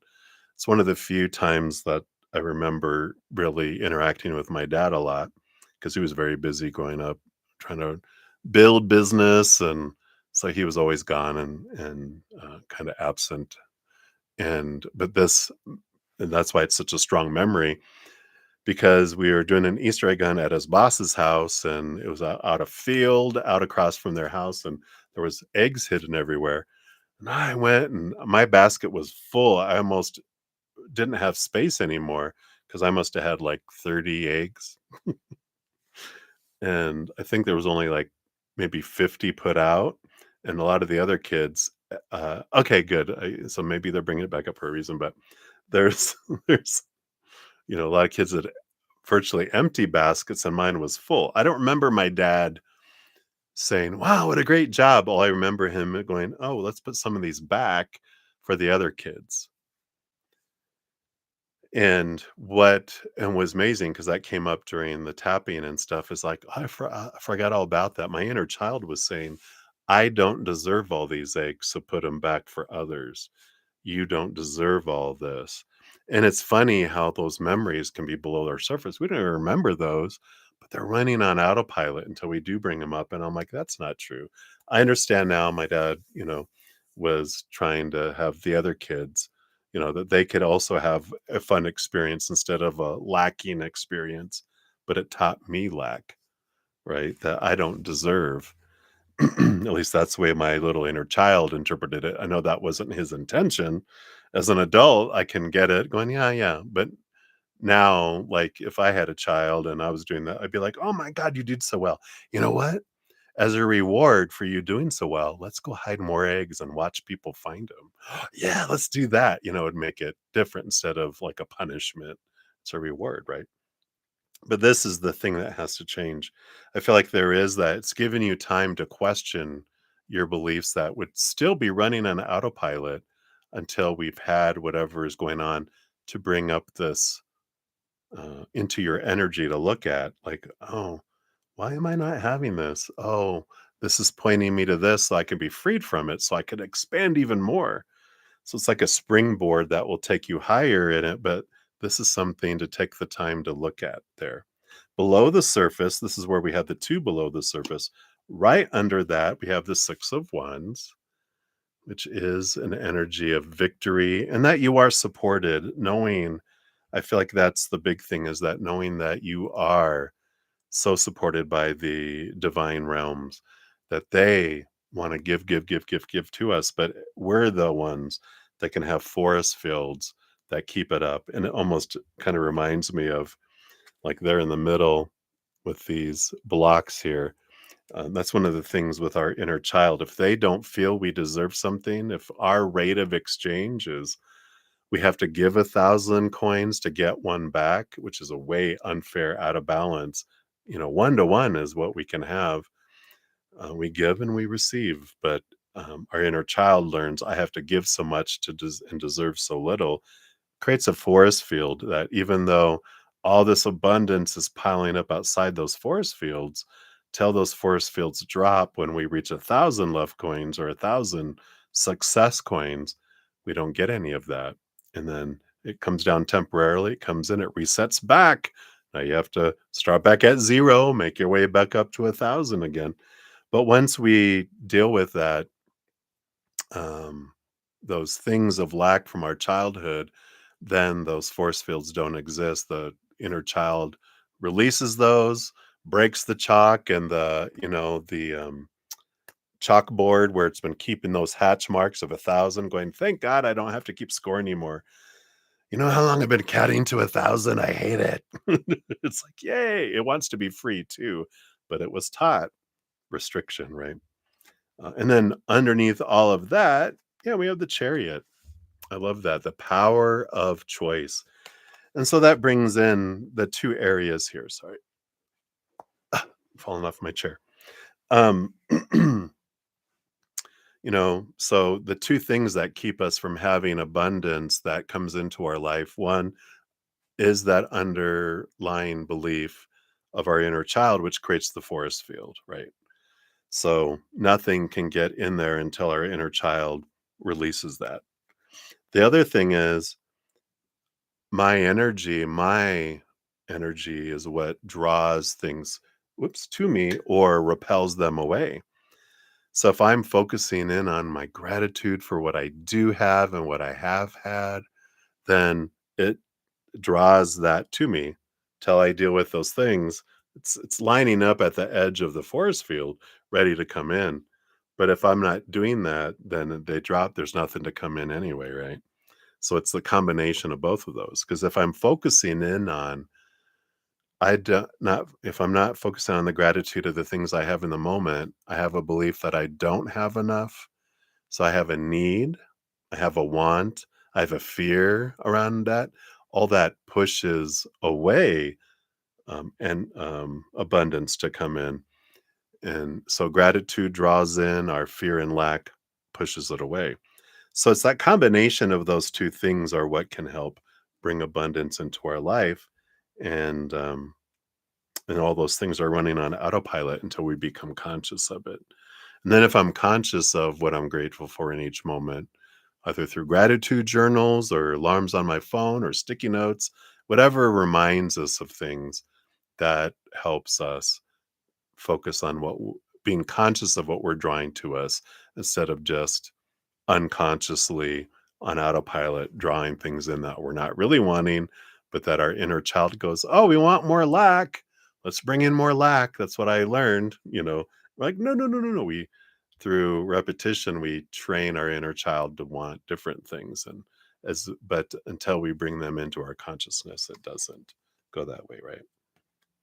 If you do all that, you end up with the Four of Pentacles, which is a sense of solid um, foundation of worth and also of abundance in the outside world. So those are some steps that you can take to get there. Let's see what your fortune cookie brings in too. And the speed at which things comes in is the all dependent upon how much energy we invest in gratitude. It's all based on that, right? All right. Whoa, as I knock things around here, simmer down. All right. Let's see what else we got here.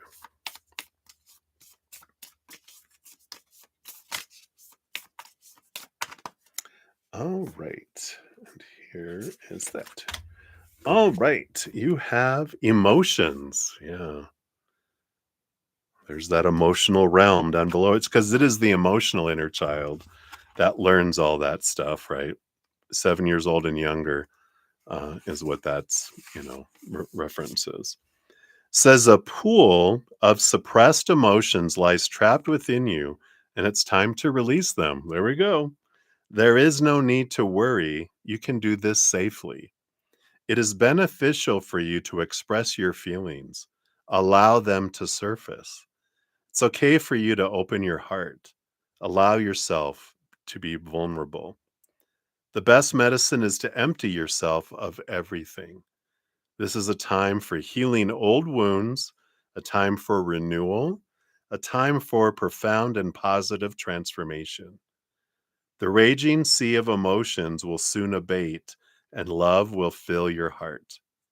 Courage, strength, and patience are required. You are supported by the sea of divine light that surrounds you. The current events are being driven by invisible wheels of love, and you are immersed in a great ocean of light. I love that. You are protected. Affirmations: a great and positive transformation is occurring in my life. No kidding. It is safe for me to be in touch with my emotions, and it is safe for me to express my feelings. I love that. So hopefully that helps, Patty Patty. That is what they have for you, my dear. So many blessings to you. Thank you again for your donation. So grateful. All right. Hey, Sun and Moon. Hello, hello. Welcome. So you're just here to report back that, as always, spot on. You're so sweet. Thank you. You found your red jasper. Oh, it was in the car? Shut up. And you're saying it again so that the people in the back can hear. BZ is amazing, who is spot on reads. Oh, I love that. Thank you so much. You found me on Jasper Stone. I'm so glad that you did. That is crazy. I love it. I love it. I love spirit that they didn't just, we didn't just get dropped off by the mothership here and they don't, and then they just go, good luck. They're very present in our lives. And I love that. Thank you for that update. I'm so grateful. All right. Love it. Love it. They just never cease to amaze me, Spirit. All right. So for the free readings, we'll return back to we have Jazz and then Anna and then Lisa. Whoops. Then Amber and then Red. All right. Excuse me. So Jazz, you are up. Oh, look at this. 32222. All those twos. Boom, boom, boom. You're welcome, Patty. So you would like a guidance for the week ahead. All right, let's see. What does Spirit want you to know about the week ahead?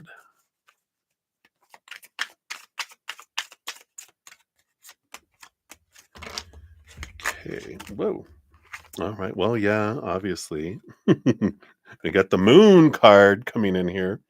Reason I say obviously, tomorrow we have a super harvest full moon in Aries. Boom. That's going to bring in a lot of energy that comes in here.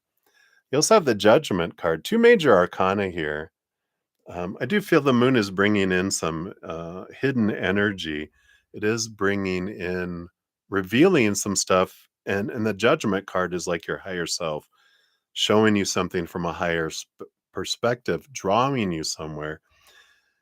And I feel like a lot of this is heart energy with this moon, and it's drawing you toward something. And so your mind, which is your regimented military dad, going, you must do this and this and this and this. And your heart is going, that's nice, but I want you to go this way.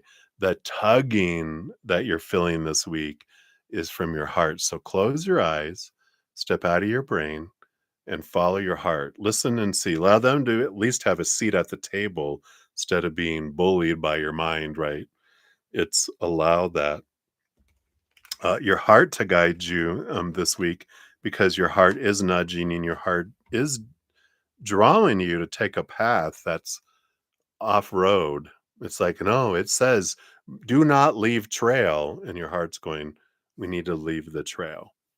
And you're like, but it says not to. And the heart goes, I know that, but trust me, follow me. You're going to have this experience. And we follow that, we'll feel like we're living instead of just obeying orders, kind of energy. So I like that for you because there's a bear on the trail up ahead, and they're keep having you with this little adventure you go on. When you go back on, you avoided the bear who's sitting in the middle of the trail waiting for you. So not only is it better for you um, not to go down that trail to take this detour, doesn't mean you don't go back on the trail, but that period of time you're not on the trail is for your benefit as well as the adventure you have going out there too. So hopefully that makes sense. That's what they have for you, my dear. So many blessings to you. And then Anna, you are up. Here is your timestamp. So, for entertainment purposes only, yay! Thank you for doing that. All has been going well post surgery, yay! However, as a few days ago, you overdid things. Yeah. Since the spasms and swelling in your left leg and foot are back, also pain is increasing. Did you re-tear the labrum or just irritate it by pulling it? Okay. And any overall advice? All right, let's take a look here. So, as Anna said, I am not a medical professional. See the disclaimer down below. The tarot is for fun and entertainment purposes only. All right. So, did you re-tear it or irritate it by pulling it? And we'll see if the one card's going to answer that, and then any overall advice. Okay. I feel like I need to get two for the overall advice. So, did you tear it? You have the Three of Wands. Three of Wands, that doesn't feel like a tear. It feels like you might have just irritated it here. This three energy, it doesn't feel uh, like an extremity. It just feels like, oops, overdid it as we do, right? The advice they have here for you. Yeah, we got the Ace of Pentacles, the Chariot card here. Um, I feel like this is like get a second opinion energy coming in, and not so much a second opinion as get advice. So if you haven't contacted your doctor, just say, I feel this. What do you recommend? Because I feel like that's what I'm being drawn to is because they're reminding me with my host and one of the surgeries they had. And I was like, they're like, well, I don't know. Is it this or this? What should I do? I go, well, they gave you a number to call post surgery if anything happens. Maybe call them is what I got the message for her when she was asking. And that's what they're reminding me for you. And so if in that post surgery, I feel like there's instructions that say if any of this happens, look at that. If your answer's not there, then call the number they gave you and just say, "Okay, this is happening. Is there something that can help with that?" They might be like, yeah, that's normal at this stage. Um, do this, or we'll give you this other little, up your pain meds, or here, let's give you, or take another of your anti-inflammatory. I mean, they're going to tell you, is what I'm saying. They'll give you that direction, and that really helped my host because she used to be a former, she is a former EMS tech, and she worked in medical offices, and she's in the medical kind of field like someone else. And so it put her mind at ease when she talked to them and did that. And that kind of helped too, because sometimes our fears and our stress also don't help our body because it starts making our muscles, oh God, oh no, no, no, right? And when we hear that it's normal, that's fine. Here we'll do this, and then and then allows the body to continue to heal a little bit too. So hopefully that's the advice they have you. Hopefully that helps a little bit. We send you lots of love, my dear, healing energy towards you. So many blessings. All right. We have Lisa is up next. Lisa, let's grab your timestamp here. Go. How does your client feel about the service she received from you? All right, let's take a look here. Give it a shuffle. All right, so how does your client feel about the service she received from you? So, current feelings. Okay, this one. Thank you. All right.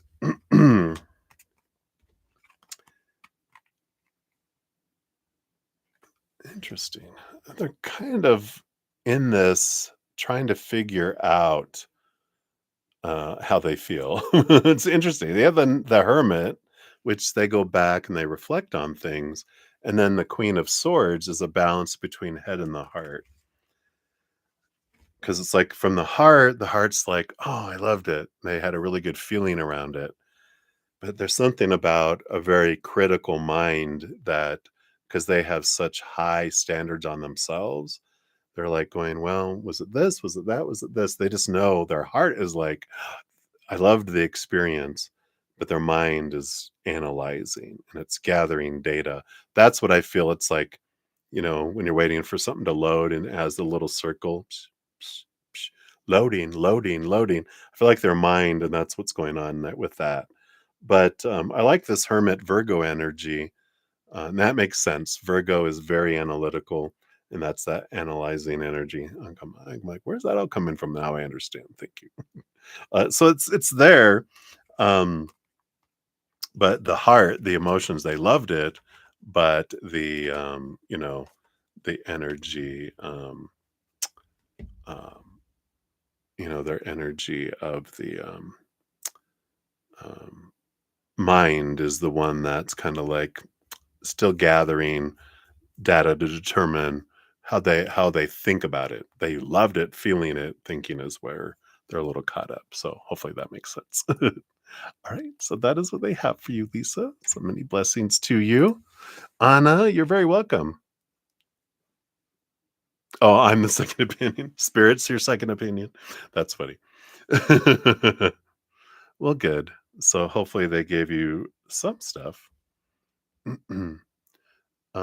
So it was since last Friday that um, you feel you injured it, or was it since then that you overdid it?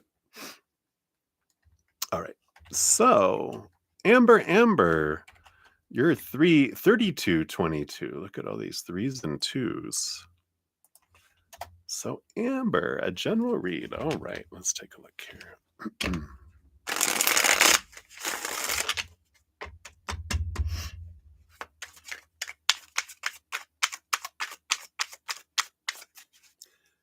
All right. And that one. All right, Amber, let's see what we have here for you.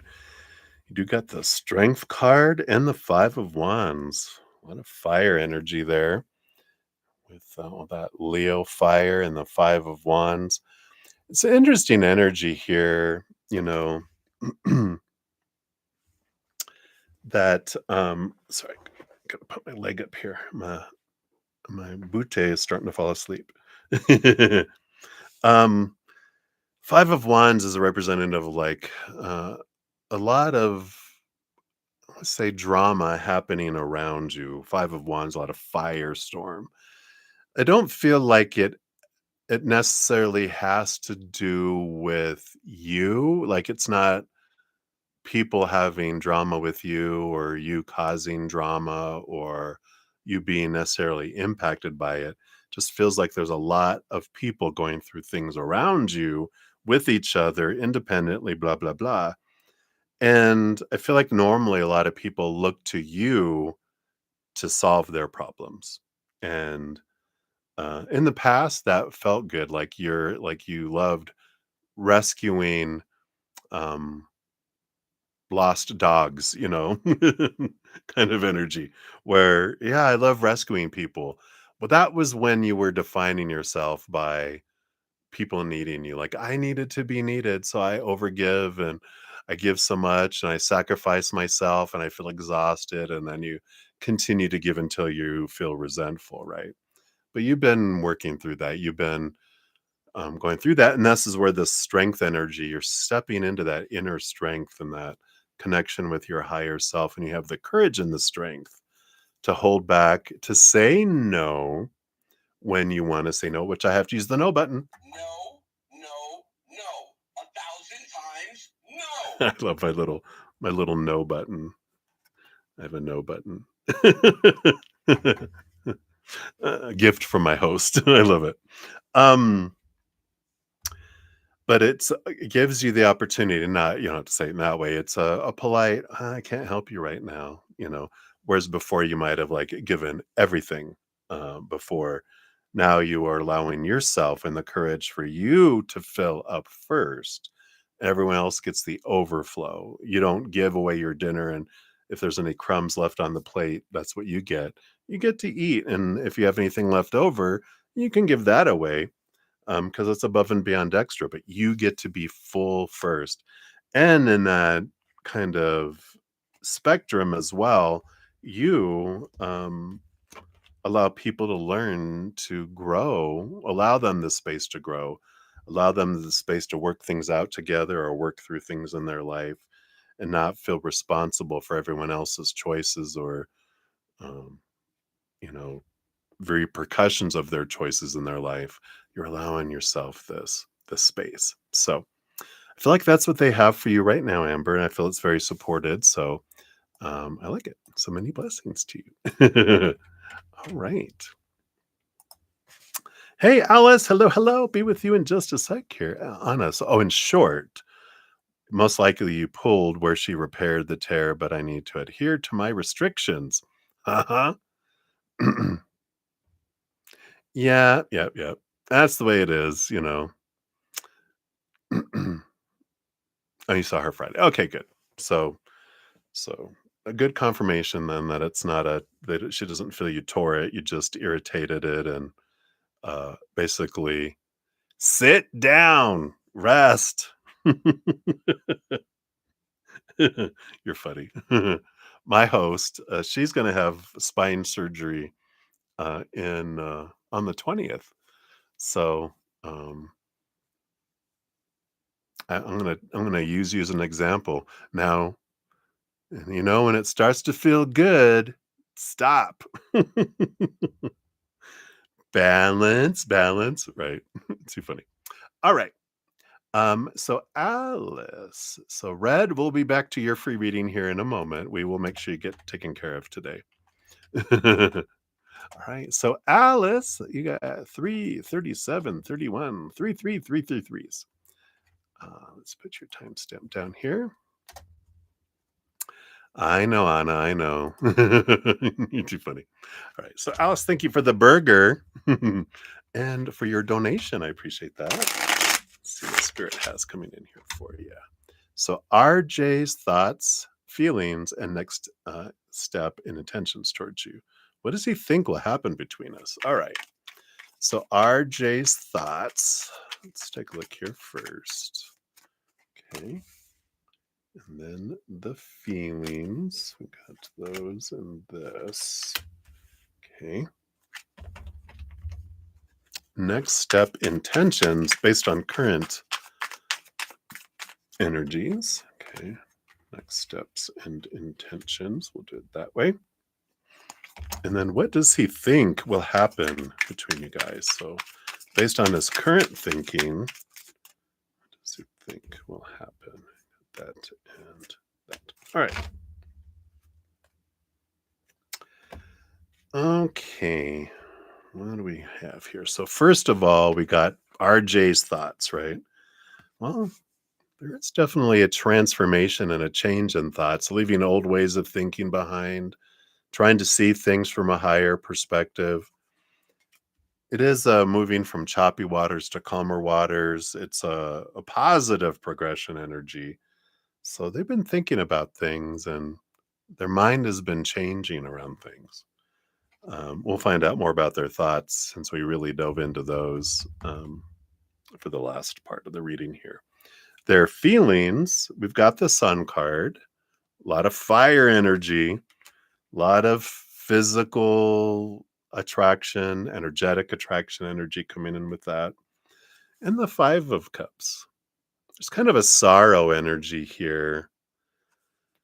focusing in on their lower vibrational emotions, which I'm feeling with what Spirit's telling me. It's like they tend to go towards the negative instead of the positive. They're not like I don't feel like they're an upbeat, choose joy, happy, silver lining. They're more of like, oh, now what's wrong? Oh, this is going to happen. Why is it? I feel like that's the kind of energy. And because of that, that's what they draw toward them too. But in regards to your situation, I feel it's that way, lower vibration, sorrow, disappointment, things aren't going my way kind of energy. But that's the way it always is. And I feel like it applies to your situation, but that's just kind of the theme that kind of comes in there. Underneath the surface, we do have the 9 of Wands.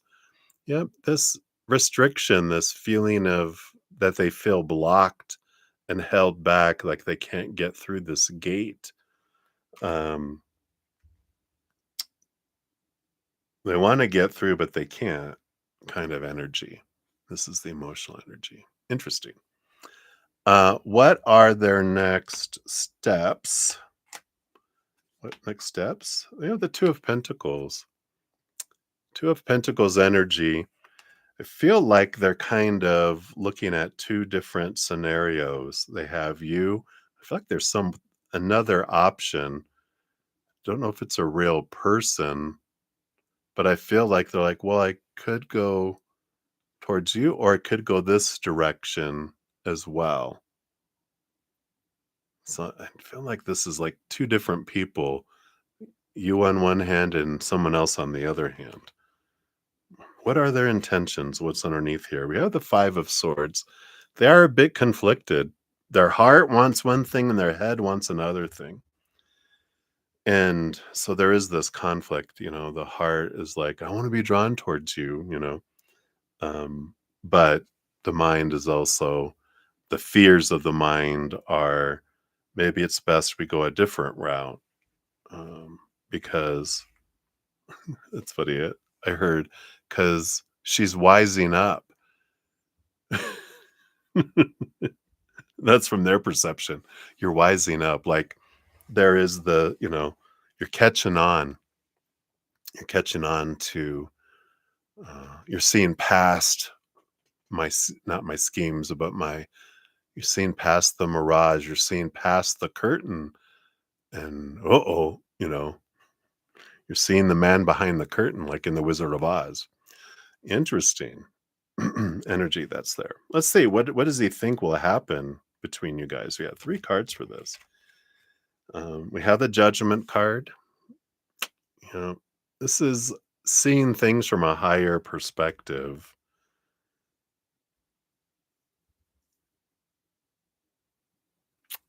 This these 2 X's up here in the top representing card 20.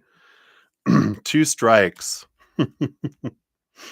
um and I feel like they feel like I can get, what is this? I can get back in your graces, but um third strike and I'm out.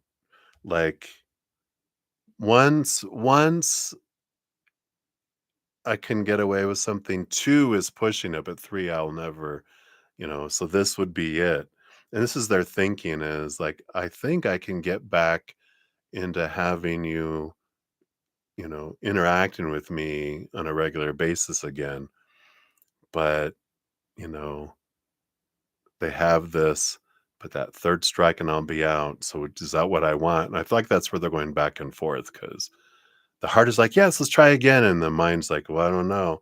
Is it worth it? Because I've invested all this energy and then I know I'm going to strike out anyway. Because eventually I'm going to fall back and I'm going to do that again. I'm going to disappoint and then I'll be out. So I don't know. So there's that kind of going back and forth in their thinking. You also have the 7, the Chariot. They feel like movement, victory, power of choice energy coming in. 2 major arcana right here.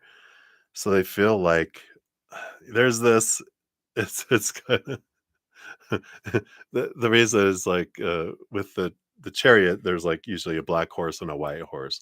They're thinking is it's either gonna go really good or really bad, is how they think what they think is gonna happen between you. It's either gonna be all in or all out, like there's no in between, kind of energy. And then the last card, it's the Five of Pentacles. Yeah, this is the fear of abandonment, not being enough, not having enough, and this is kind of where they feel like it's gonna go is either gonna go all in and fail horribly, or I just need to step away. And but I feel like that's why they have those Two of Pentacles. They're just going back and forth and going, "Well, I can try this and try for strike number 3, or I can just start over, join a new softball, baseball team where they don't know my record, and, they'll give me more chances, because I already used up a lot of my chances with you," kind of energy, if that makes sense. It's so funny the way it's coming through. I know it's not a funny situation, but it just feels kinda like, "What?" Alright, let's take a look here. What's your fortune cookie say here too? Yeah, I am balance. Da, da, da, da. Let's see what comes in here.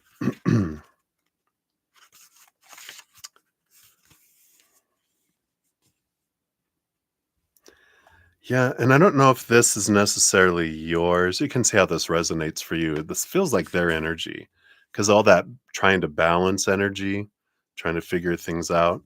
Because it says negative thoughts and self criticism are diminishing your sense of worth.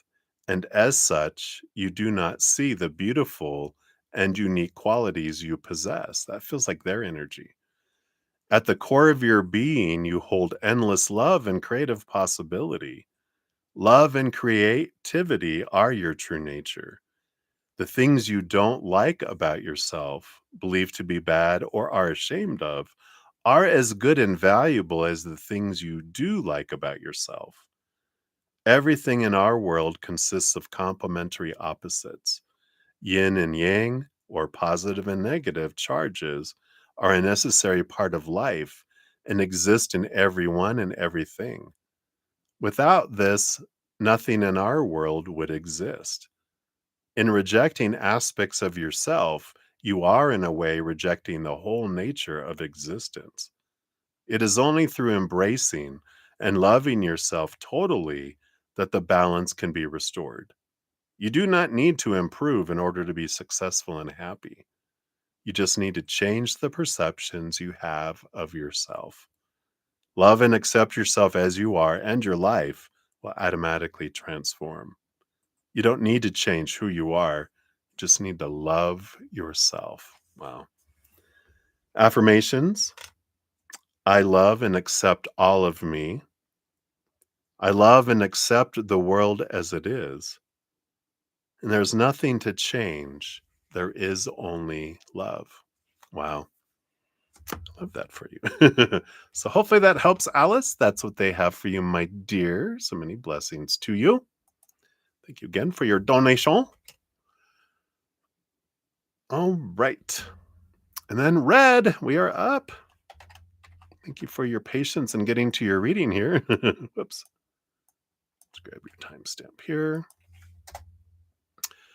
Good afternoon. Good to see you too. So your free reading, seeking clarity on a previous read. Could you please pull a when card as to when does Spirit see you married to that special someone? Absolutely. What we'll do here, we'll pull from the Learning Tarot that has dates on it. And